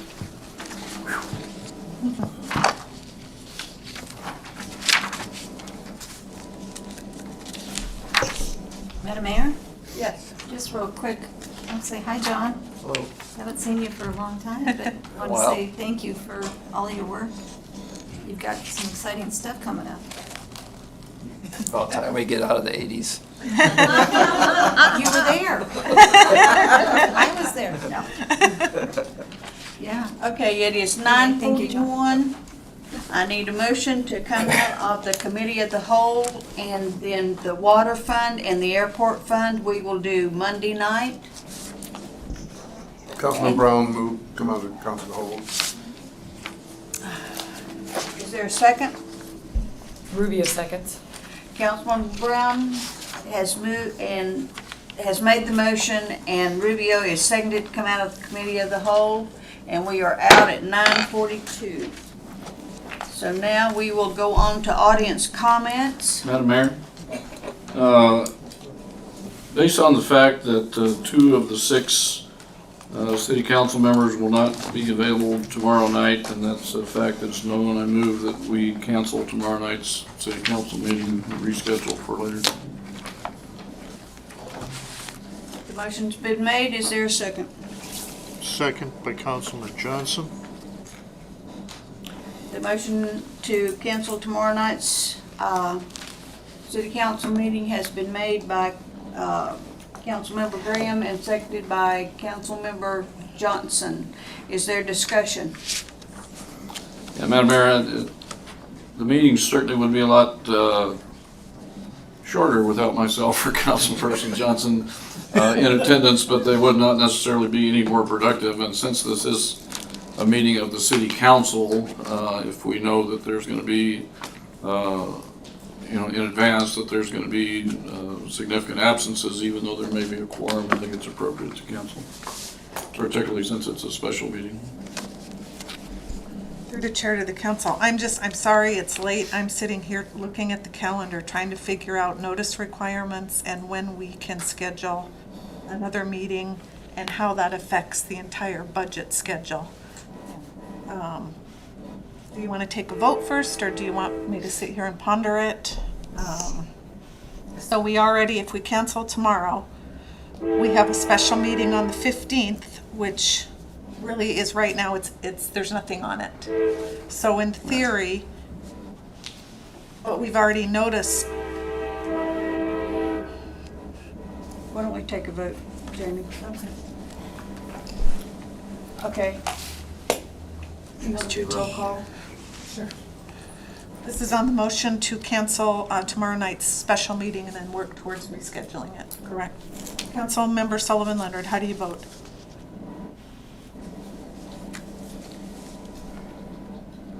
I'll say yes. Councilmember Graham? Yes. Councilmember Johnson? Yes. Councilmember Brown? No. Councilmember Velock? No. Councilmember Rubio? No. Unless Madam Mayor chooses to break the tie, that motion fails with Councilmember Sullivan Leonard, Graham, and Johnson in favor, Brown, Velock, and Rubio opposed. This is a council decision, not mine. So fails, motion fails. So, So audience comments. okay, we are now at audience comments, a time for members of the public to share their views with the council. This is not a question and answer period or a time for dialogue. Speakers may be referred to administration, or issues raised may be taken under advisement by the council or administration. Is there anyone present who would like to address the city council? If so, please come forward at this time. Seeing no one, we will close audience comments, and we are on to Madam Clerk. Thank you, Madam Mayor. For those council members that are going to miss tomorrow night's meeting, remember the video will be posted online so you can see all the discussion there. For what it's worth, I am leaving tonight to the International Institute of Municipal Clerks Conference. I will be available intermittently by email. Deputy Clerk Sarah will be serving as acting clerk in my absence. And I will return, let's see, when do I fly back? Next Friday. So thank you, that's all I have. Okay. Councilmember Brown. Good night. Good night. Councilmember Johnson. Thank you, everybody. It was a good meeting, and we'll see you whenever the next meeting is. Thank you. Councilmember Rubio. Just want to let you guys know we got a good team out here, so we're going to take care of it for you. Councilmember Sullivan Leonard. Thank you, Madam Mayor. I just want to thank the administration. You guys have put together a great budget. It's accountable, it's efficient, it's strong, and I know that residents that rely on services from the city of West Hill are as impressed as I am. I mean, when roads need to be paved, they're paved.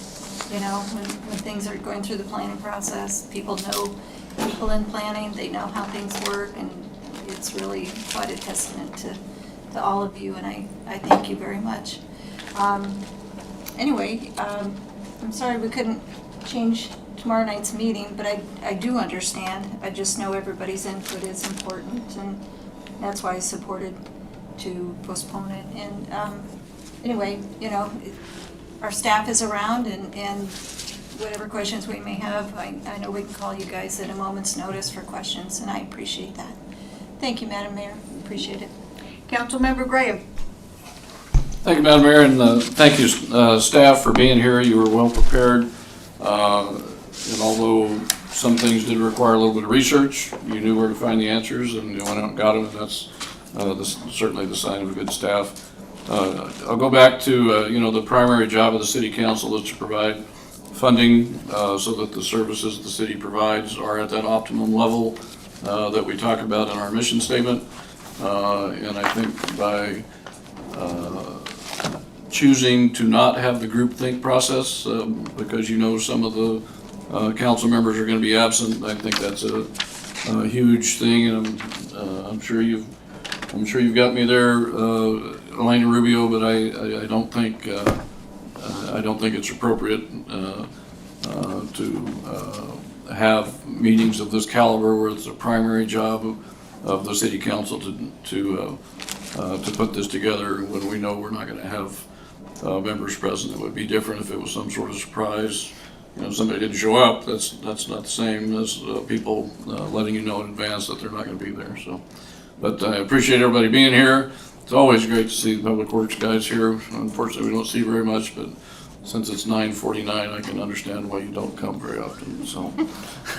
So thank you all. Councilmember Velock. Thank you, Madam Mayor. I want to thank the directors. You did a great presentation. And I do know all the work that goes into a budget. Like I said, I did big budgets for 25 years. So I know a lot of research goes into it. I know numbers just aren't grabbed out of the sky and thrown on the paper. I do know that, and I do appreciate all your hard work. And that's it. Thank you. I'd like to thank part of my team. You guys performed well as usual. I always feel that we are blessed with the team that we've got that is taking care of this city. And you guys, you're down in the trenches. Oh, have I seen yous in the trenches. And we appreciate you every day. So, have a good night. We'll see you tomorrow night.